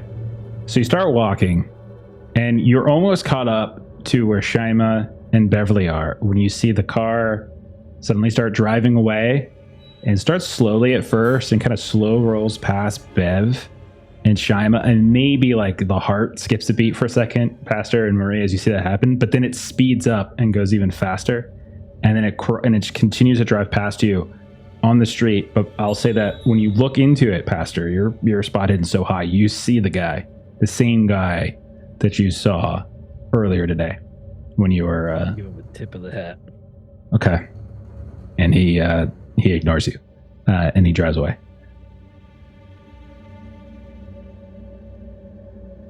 do you guys do? Things went well in there. Yes, we were Could've been definitely worse. able to get some information for sure. And Marie was sort of half listening to Patrick as she walks over to Dr. Key. Dr. Key. Yes. Were you guys able to get inside? Did you guys toss the place? Weren't you Did two you- keeping did you- watch? Yeah, I didn't see shit. Did you not see the green card just leave? That was parked right in that spot right there? No. Our friend from earlier clearly found us again. Well, you guys were inside, so at least that's fine. It was your and But he Patrick's now- information he had. He now knows what you look like too, though. He was looking right at you and Shima. This is most unfortunate. Oh dear. And like Beverly's still not. I mean, she's kind of concerned, but not too concerned because at this point she still thinks that he's just looking exclusively for you and Patrick. Well, we determined that he was looking for the record store and he was catching on to us because we've been poking around these stores. If there was any thought that we just happened to be in the wrong place at the right time, I believe we have been dissuaded of that thought now, that he has found us in both locations today. He's likely looking for the locations too. We've happened to cross his path. I don't believe he's been following us, otherwise he wouldn't have left like that. Well, Dr. Key, the cab that Pastor hailed was for Victor Cortez, who rightfully believes that his life is in danger after he saw Jorge Novo killed not too long ago. Okay. Did you guys find anything inside aside from Victor? He gave us quite a bit of information. He told us about the operation with the records, and he told us a few names that we might be able to follow up on, the names of the band, thing like that. Told us where Rook's address is located on that postcard. It's quite a fancy neighborhood. Honestly, this is all giving me all sorts of deja vu about Los Angeles. A rich white man with pawns all across the city. And across country lines, it would appear. And it's also concerning, Dr. Key, that it seems that Rosario, Leticia, whichever name she is going by, it seems that Mr. Brooks is keeping her from public eye. She isn't even allowed to come into the studio anymore to record. He purchased equipment to record her separately and then put the bands over the tracks. The last time she was in public, she had a veil on. It's all quite concerning for her safety. That is bizarre.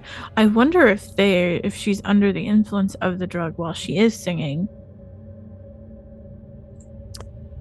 That is a wise supposition, perhaps. They also were recording tracks of the mouth itself, layering those over. But we can tell you all this on the way. We need to be heading off to La Paz. Elena Alcatruz might be in a little too deep, and I'd like to make sure she's safe. Okay. Do we believe that she will be there today? Did Mr. Cortez not say that she's there on Saturdays and this is a Monday? Well, nonetheless, that's the only place I know of where to contact her. I don't have her contact information. No, It's the band on none of you Saturdays. know that name other than Pastor Wood. That name that's why is not I was like- familiar to any of you. Okay. And I like drip feeding information, so Mhm. I don't think they were picking up, so that's why I wanted to highlight that. Yeah, we have no idea. I mean, it is one of So the you've got leads a that few we haven't things followed up on yet. Yeah, so like you have Cortez said that in his house there was a matchbook that likely had an address to Leticia's apartment. That's right. We have his key now. He kept all that stuff. Do you have his key? You know where he lives. That is in the same district, Coyoacan, to the east. The address that was on the postcard, that's downtown. So it's a different district. And it's actually closer to where you guys were this morning when you went to the post office. And then La Paz is the bar. Again, that's like, and you're sort of in the right area in the same right district. So like in terms of like closeness, Cortez's house is relatively close. And then La Paz is probably the next closest. And then that address on the postcard is the furthest away. I almost forgotten that we have this key. It seems that we should probably go to Mr. Cortez's house and see if we can perhaps get some background information on Leticia Rosario from her apartment. And she kind of jingles Victor's keys. You go ahead, take the key. Maybe we split up, cover more ground. I would like to go to La Paz and see if I can check on Elena. I've got some cash. I'll hail a cab. I am most curious as to your urgency. Well, I already told you. I think she might be in too deep. I'd like to make sure she's safe. Who is she? And like at this point, Key's going through her notes of people, and that name is not on there. Apologies. She's Carmela's second cousin.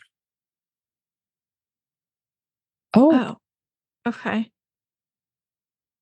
Well, that makes this take a much more personal turn then.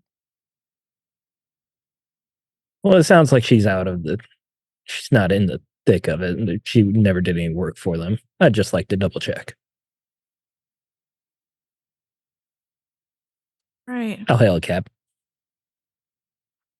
And Marie will sort of look to Patrick and see if we're going to let Pastor go off by himself in Mexico City or if anyone is going to go with. You guys can catch up with us. Okay. I'm not going to shoot Elena, guys. Pastor Wood.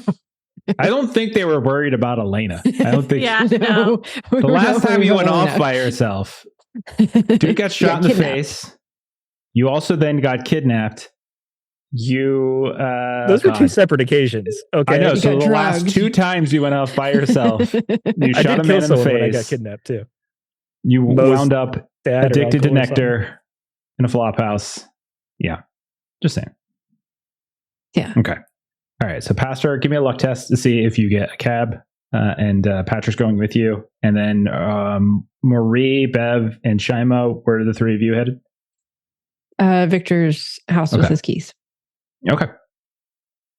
How'd you do, Pastor? 99 on the luck test. Okay. Oh, you're going to be waiting in the sun for a while. You guys do not get a taxi. I will say, however, one stops for Marie and Bev and Shima, no problem, and they get in and they can drive wherever they want. But Pastor and Patrick, you guys have to walk, basically, which I think honestly sort of makes sense. I think the taxi cab guys are. Gosh darn it, this cash was burning a hole in my pocket too. Okay. Yeah, it is because it's cursed.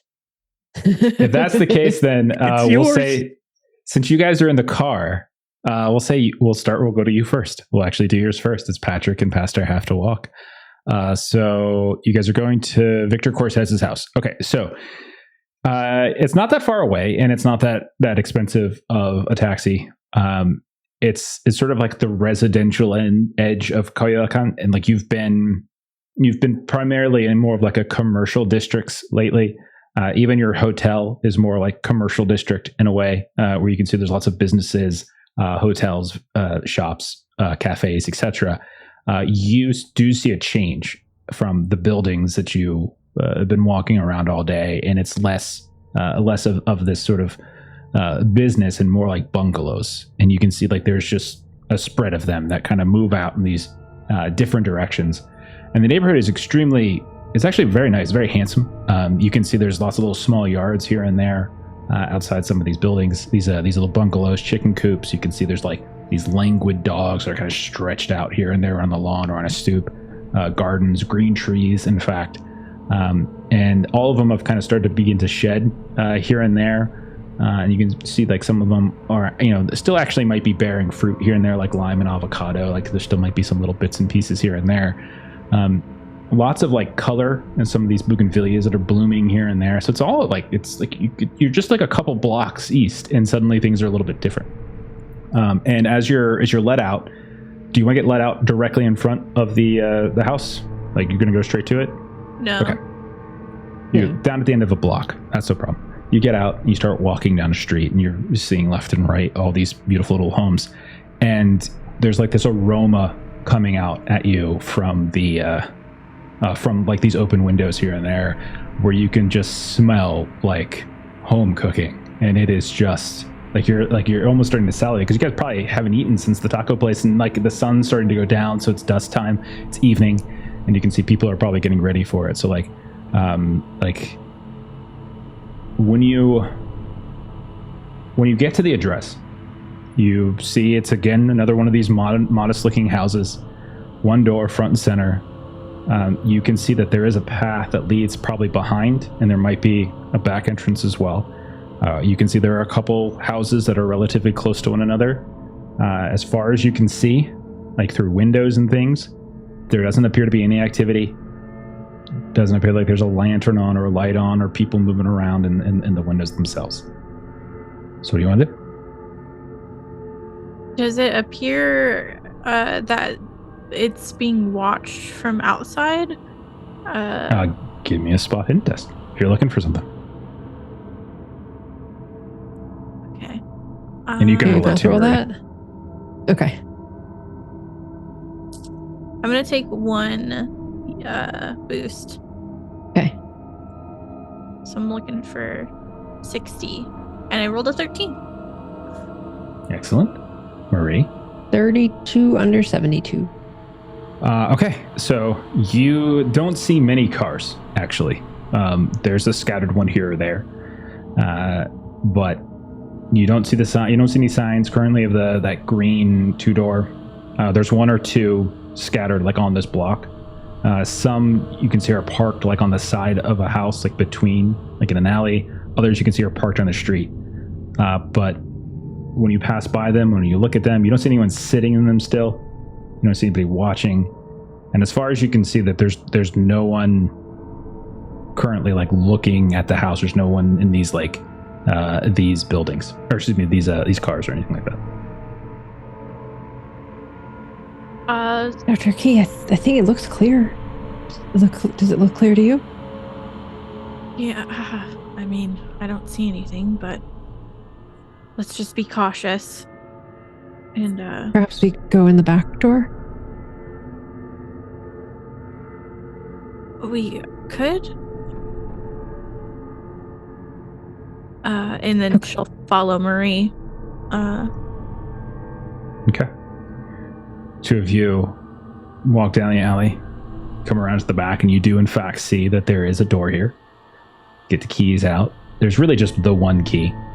This kind of tarnished antique brass kind of coloring, and you open it up. Opens just fine, and you go inside. We're going to cut, though, over to Pastor Wood and Patrick Price, as you all basically have to not hitch a ride, just walk, essentially, to La Paz. Now, La Paz is it's still in that kind of commercialized colonial sort of area, right? And when you get there, you realize quickly, the two of you, that this is very much like a dive bar. It doesn't have the sort of artistic elegance that you've seen elsewhere. Nonetheless, like there's a certain level of character to these types of places, right? And you can see the building is extraordinarily old. It almost looks like church-like in how it's sort of been constructed. The front is pretty pedestrian, to be honest. Like there's really nothing about the front that would kind of call you in. There's just like these plaster adobe columns and stuff like that. You can see these slope roofs, these clay tiles, and you can see there's occasional like adornments here and there, but even those are kind of modest, like these wrought iron slats and such. But for the most part, it seems pretty benign. It is again evening time, not quite. It's like sunset, sun's going down. So it's probably a changeover time. You hear that there is like music wafting out as the door opens up once or twice when you see a handful of folks come in. Do you two go inside? Yeah. Okay. What are we looking for you again? Elena Alcatraz. My What's she wife's look first like? cousin once removed. She looks like my wife. Don't believe I better. Just follow me. Sometimes I can't tell who's the asshole, Pastor Wood or Steven. Like I can't tell which one's It's which Steven. sometimes. It's Yeah. Oh goodness. Okay, so the two of you go inside, and inside it's fairly deep room, very colorful, but you can tell clearly like mistreated floor, very high ceiling. You can see these these rafters, these wooden rafters crisscrossing, and you can see there's these electric fans that are hanging down and they're spinning still. Because even though it's wintertime, like inside there's a decent amount of people. It's not completely full. It definitely looks like it's got like a transition moment, as you do see there's a little stage where there's a band that's kind of setting up but not yet performing, and they're kind of testing things here and there. You can see that there are groups of folks like by a bar or a table or two, and they're kind of all kind of grouped up. You can see on the walls, Pastor Wood, you can see there's like paintings of La Virgen de Guadalupe. So like the Virgin of Guadalupe or Our Lady of Guadalupe. You can see like this. So it's like you would be familiar with it if you saw the painting. You can also see one of like El Cid, which is like this Spanish knight from like medieval times, basically. And you can also see there's all these different friezes of like the Mexican countryside, all of it just decorating here and there. And underneath them in these various corners and various walls, there's these kind of lacquered wooden rustic tables, and you can see there's people that are drinking. Some of them have food, but not all of them. You can see like there's little baskets of like chips and stuff like that. Others looks to be something a little bit more robust. You can see that there is a bar where there is a bartender who is probably middle-aged man. You can see like his sleeves are rolled up. You can see no tie, but his shirt's kind of unbuttoned a little bit of the waist, and he kind of showing a little bit of his chest. And he's got tattoos like everywhere. Like he's got like sailor type tattoos, religious tattoos, crosses, bleeding hearts, that sort of thing. Women's names just in cursive here and there, tattooed all over the place. And this like ornate gold cross, like right on his sternum. You can see that there is coming out from the back, what you expect is like a little kitchen area. You hear like a crash of this. There's like a younger man, kind of sleek combed hair, and he's like tying an apron on, like he's just getting into work. And this is what you guys see. It doesn't seem like you have to wait for service. You just kind of go find a place to sit. I would go up to the bar, put some cash down, and order 2 shots of whiskey. Okay, you come up, you order, and he's doing the classic, got a towel, and he's drying out a cup, drying out the glass, and he's just, he looks it, takes it, and he kind of pulls it underneath the counter, turns around, just grabs a bottle, pours 2 out, and slides them across to you. Doesn't say a word. Sir, I had a question. I was told my cousin might be frequenting this establishment every now and then. You wouldn't happen to have seen Elena Alcatraz anytime recently, would you have? So when you first say cousin, his face gets like the most confused look, because when you look around, there's not really like, you didn't really see any white people like in here, and it's all, you know, it's Pastor Wood's very American, very local crowd, and you're like this pasty white dude coming in, and so is Patrick. No offense, red skin from sunburn. Yeah. and so he's like, Elaine is your cousin? My wife's cousin. Uh-huh. Anyway, Elena. And he kind of calls over into the corner near the stage. And when I say stage, that's like overstating it. It's like barely a step up, right? And you can see in the corner, there is a young woman. Patrick, obviously you can see this too. Early 20s, mid 20s.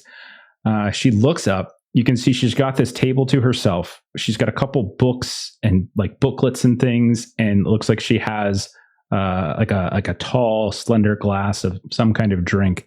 And there's an ashtray that looks to be filled with several cigarettes that have been put out at times. And she sort of looks up, and when you see her, she is dark hair, like with these really big curls, somewhat short. And you can see that she's got like this sort of bow or like ribbon kind of tied up in her hair, wearing like this colorful floral dress, this pattern. And she looks up at you, and she looks up in the direction, and she says, "Cousin, what's that, Tonio?" Even Pastor Wood doesn't really recognize her either. But when he hears her called out, "Oh, Elena, I ain't seen you since you were knee-high to a grasshopper. It's Zeph Wood, Carmela's husband." Her eyes go wide, and she's like looking, and then she squints, and then this big smile comes on her face, like when you mentioned Carmela. "Oh my gosh, cousin Zeph!" Oh, and she kind of gets up at this point, and she comes like running across, like her hair almost falling out of the bun, and her dress kind of flowing behind her, and she like just comes over and she gives you this big old hug, and it's Pastor like Wood went for like the side hug. Oh no. And she just pulls you around. She brings you into this big old hug, and she's quite strong as she pulls you in, and she starts to drag you over towards the table. She's like, where are you? Why are you here? Is Carmela here? Is cousin Carmela? Unfortunately, no, Carmela's not here. This is my friend Patrick, though. And she looks over. Man. She looks at you. She's like, "Hi," and then she looks back at Pastor, and then she leans back and looks behind Pastor once more, and she looks at Patrick. "Well, hello. I'm Elena," and she like reaches her arm over and across Pastor and like holds it out to you, Patrick. Pleasure, Patrick. How's your fiance been doing? I haven't talked to you about that in a while. Oh, she's great. When is the date again? You said a date rather soon, didn't you? Yeah, sometime this year, maybe next year. This year, oh, so within the next month. I just remembered it's the end of the year. So she shakes your hand, and she kind of pulls you as well. And then as she kind of contorts herself, she's got one hand around Pastor Wood's like bicep. She's still holding on to Patrick's hand with her other arm, and she kind of drags both of you over, and she's like, sit. Tonio, drinks. She kind of calls out to the bartender, and he's like, yeah. And like, he starts making some things here and there, and she sets you both down. And she looks at you, Pastor, and she's got this big smile. She's like, "I remember the last time I saw you. I was," and she's speaking very fluent and without a real, like, not even much of an accent. Like, her English is actually quite good. Like, "I was this big," and her hand is like below where the table that you guys are sitting at is. "And my mother still calls you the white man that stole her sister, but anyhow, about this tall, and you, I remember you were a big, tough man. I remember you were so big, and then she kind of like been feeding me well. Yes, unfortunately, I've been spending more time away from her, so I've lost some weight. Everybody said I should be afraid of you. You're a big cowboy. You're gonna hurt people, but I didn't believe them." No, I try to save people. In fact, that's what I said. That's why we're here. Unfortunately, I'm not here to visit family. This is a business trip. I'm looking into business? Some rather dangerous people. Dangerous people? Don't you run a church now? Yes, but lawman's never done practicing law, you know. I guess not. And she looks over towards Patrick. Are you like his partner? Are you like... No, he's just a barber. Don't worry, I'm just a barber. You're a barber? Oh. And she kind of like fixes her hair at that point, makes it look okay. Oh, that's wonderful. His clientele is exclusively men. He's quite the misogynist if you think about it. Anyways. That is canon. We did establish that. That is fair. She turns back to you. So, Badman. Okay, well, tell me about how's cousin Carmela? She's fine. How's can Obi? we skip Oh my gosh, how's Obi?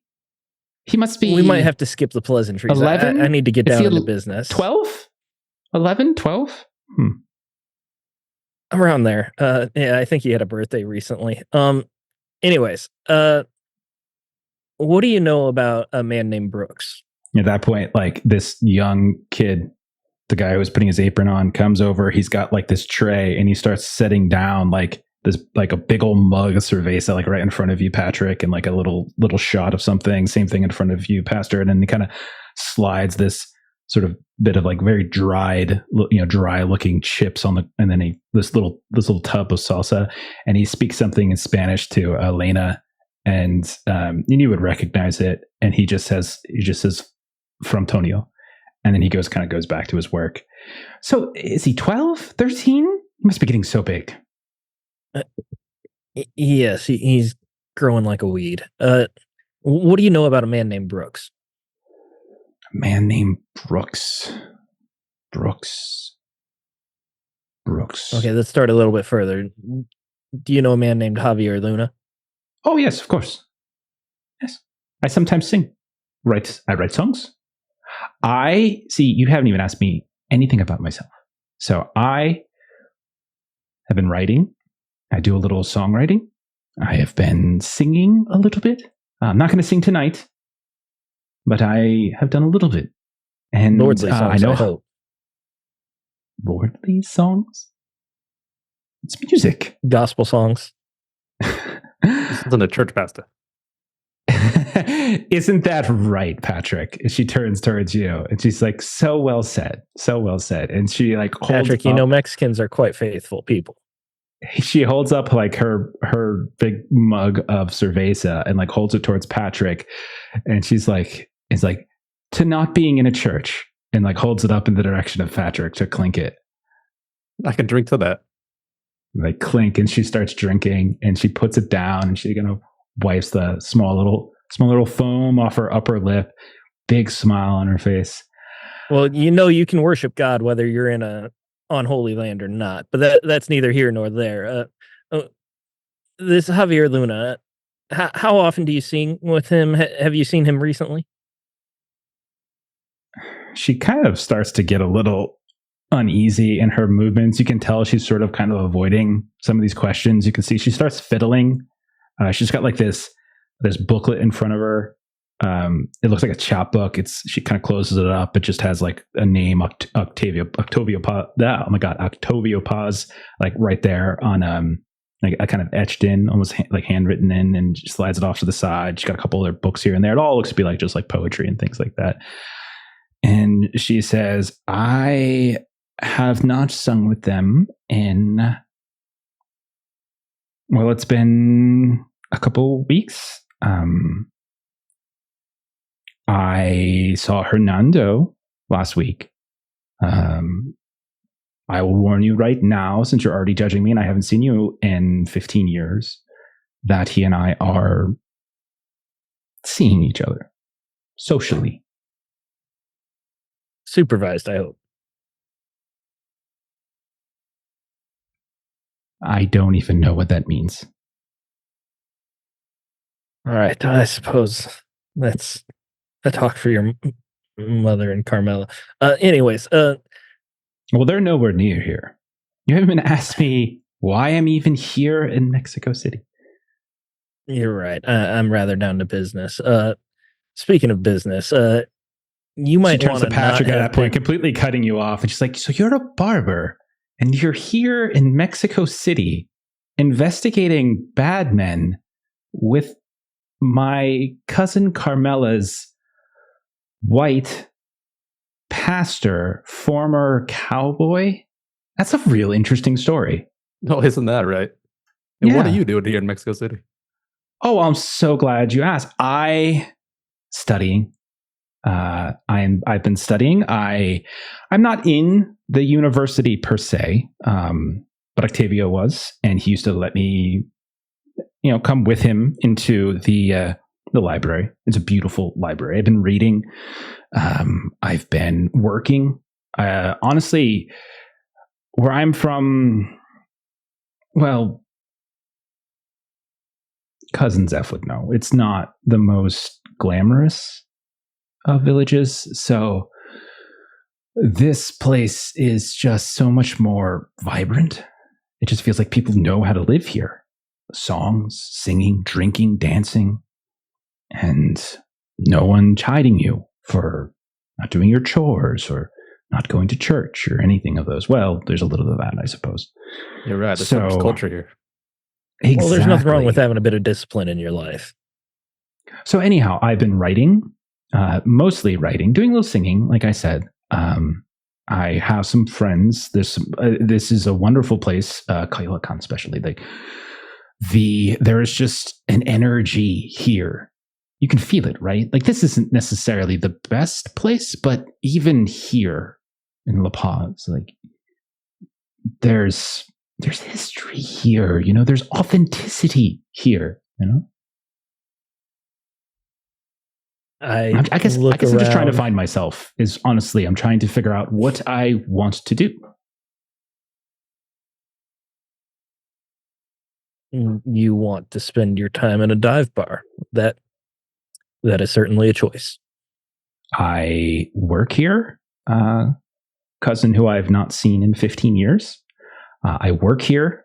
I make money so that I can pay rent and so that nobody has to pay rent for me. That is commendable. Self-sufficiency is always... So about Javier, he might be caught up in some bad business, and I would just recommend that you probably don't perform with him anytime soon, at least in the next couple weeks until things settle down. As I said, I haven't performed with him in some time. They've been acting kind of strange lately, to be honest. So strange how so? Well, they missed their normal slot last Saturday. They never miss a slot, but they've had more money recently, and Hernando has been acting very strange. Whenever we've spent time together, it's clear his mind is somewhere else, which is, I don't think it's serious, to be honest with you. Honestly, I'm thinking about leaving, following Octavio, maybe. He had the right of things. Finding purpose in your life, anyhow. But no. Who is Octavio? And she holds up the booklet. It says Octavio Paz on it. I'll reach out friend. to look at it. He's a friend. He was here. He was studying law, and then he decided that he was going to go. Well, he was going to help people, and so he left. And he moved away, and he is working at, well, you would be happy about this. I think it's a church, orphanage. So, student of the law that helps orphans. Well, that definitely sounds like a better choice than a musician that performs in dive bars. That seems like a pretty clear choice in my head. That's true, but he's all the way down in Merida, and I haven't been here long enough yet. He was here longer, and so he wanted to go somewhere smaller. Our timing was off. And she's, how do I say that in a way that you would understand? It's not near North, here. south, east, west. I'm fairly good with direction. That's not what I've heard. Anyhow, so they've been, to your question, Javier, Hernando, they've been acting very strange. Yes. And the rest of them, not that I talk to them too much. And I have not sung with them. I've written some songs for them. But what's this all about? The bad men. Are they criminals? I've known Hernando for 2 years now. I've known Javier for... Oh, they're very much criminals.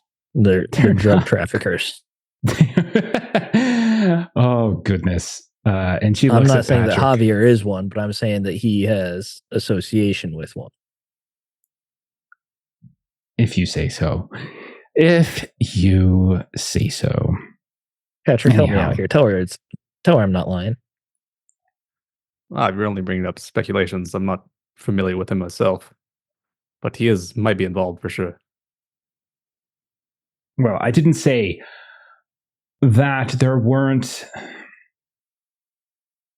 wasn't an element of danger, but maybe that's part of it. Maybe that's why I enjoy hanging out. Maybe it's why I enjoy this place. Did you ever think of that? I believe that your career, Cousin Zeph, has taken you into all elements of danger. Is that right? I don't see the need to talk about relationships so much. We're not that type of family. Like, this is supposed to be more cordial and formal Type of where I come family. from.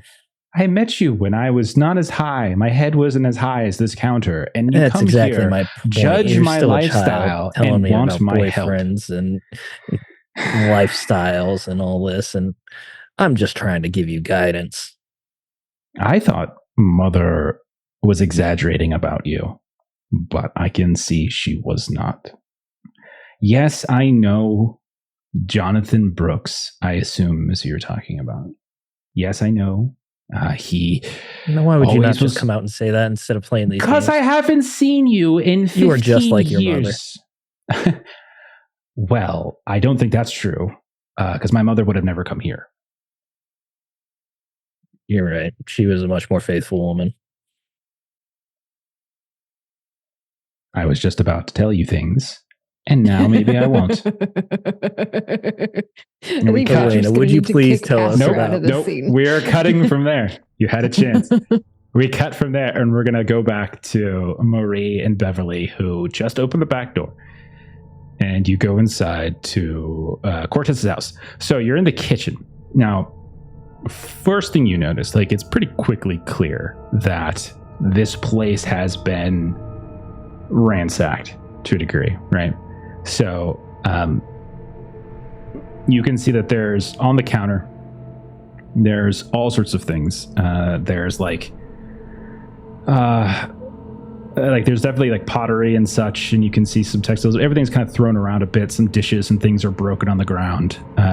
You can see that like through the openings next to the kitchen, like there's other rooms here and there. It looks like there's a front room, like a living room area, and then like they all kind of intersects, and then around it, it looks like it heads to a bedroom and a bathroom of some kind. Very rustic aesthetic. Both of you give me a spot hidden test as you look around. Okay.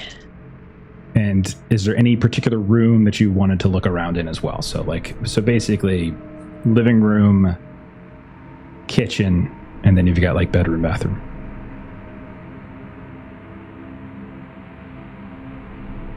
Where are you going, Marie?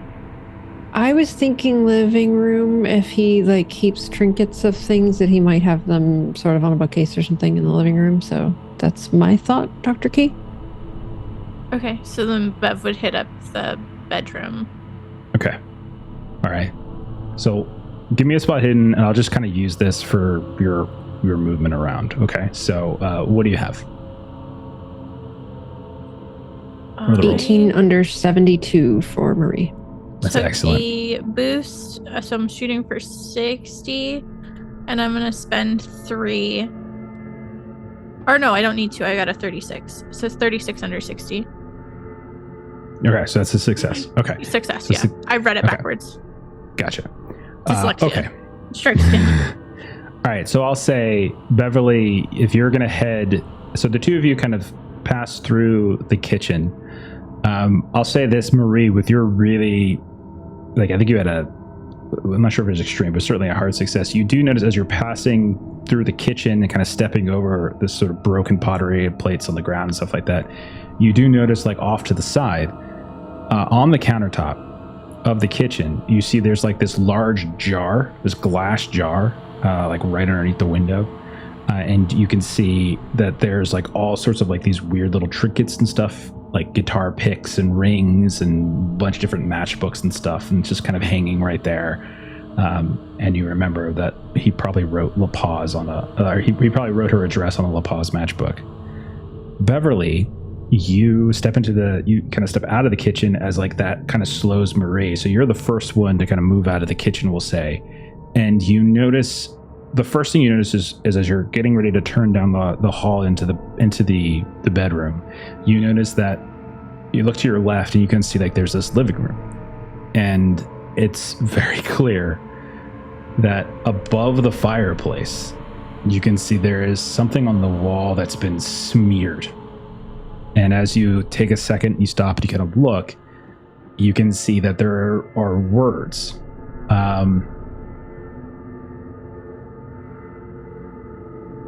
What's your language Spanish at? 1. Okay. My Latin's at 50.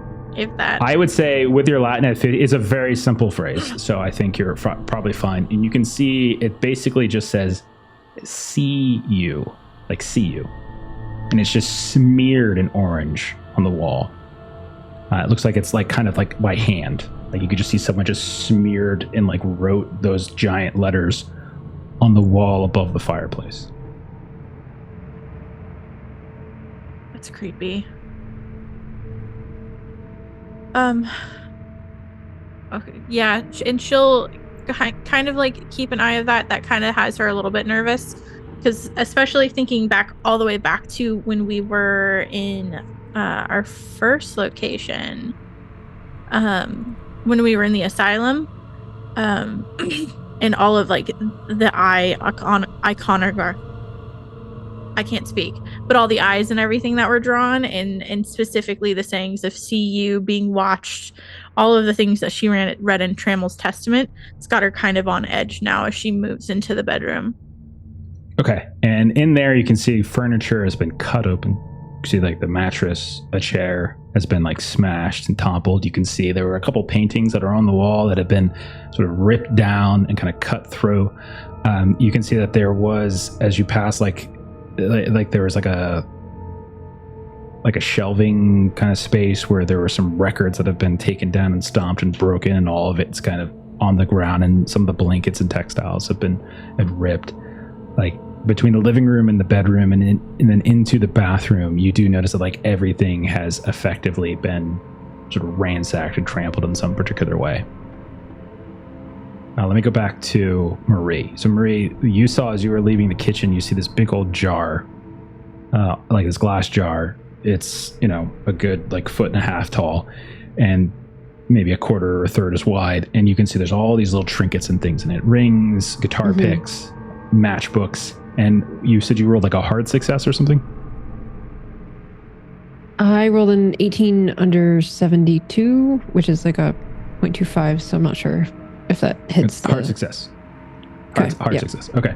So when you get over and you kind of look at it, you take a second, you turn, and you can see like one of the matchbooks that's kind of pushed up against the side of it. It says La Paz. You can see this like cursive, and then you can see it's sort of slightly open, and inside you swear you see what looks like an L-E-T, and then you kind of lose sight of it.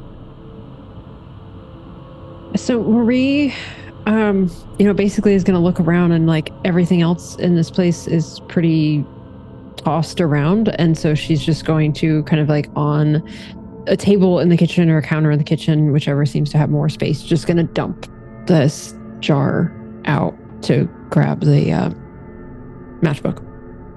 So you reach down, you go to put your hands around it. As you lift up the vase, you watch as it just explodes in your hands. You hear the sounds of a gunshot that come like a split second after it, and then you watch as everything just scatters around your hands, kind of get cut up here and there, and then you hear 2 more gunshots, and you feel this pressure, and you look down, and you can see, as I've already pre-rolled it, you can see this blossom of red in your shirt.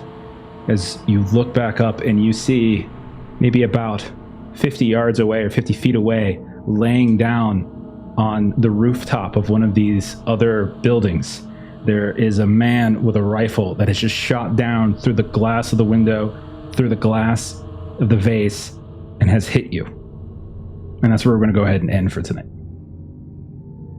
I just got shot. Oh my gosh. I love all the references to the blood staining like the shirt and the wine, and like it keeps coming back. Yeah. Oh no. Yeah, I forgot. I rolled to see if I hit, and I'd already hit. But like when you came in, sometimes I just roll to make you guys paranoid. But I specifically actually had to roll that time to see if he would hit on the shot. Okay. Oh no. So we'll not pick all up together. That's fine. Shaim is not here too. Wait, no, Shaim is here too. We'll say Shaim is with Bev. I think she'd always keep an eye on Bev. Okay. So we'll call it there for now. And let's go ahead and do some closing plugs, and then we'll get the hell out of here. We're gonna start. Maitrey's not here, but you should all go to YouTube and go to Maitrey Plays Games. My name's Maitrey Plays Games, and I'm on YouTube, and I like to make game agnostic videos. System agnostic, I think. Yeah, Thank you. Yeah, words that center the player and GM experience, I believe, is the phrase. We're piecing it together. We're Frankensteining it. I think we got it.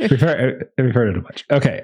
So then after that, we'll let Steven go next. So Steven, are you doing things that are doing worthy things. of a plug? Okay. Oh no, never mind. You put that on there, and we got to move right past. Next. Okay, go ahead.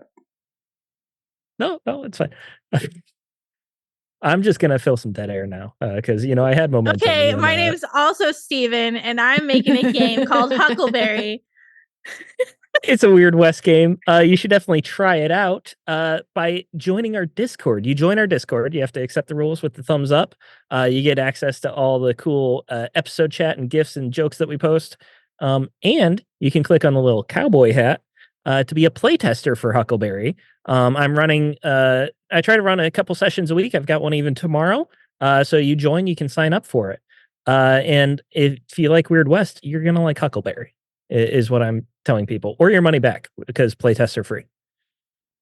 Fantastic.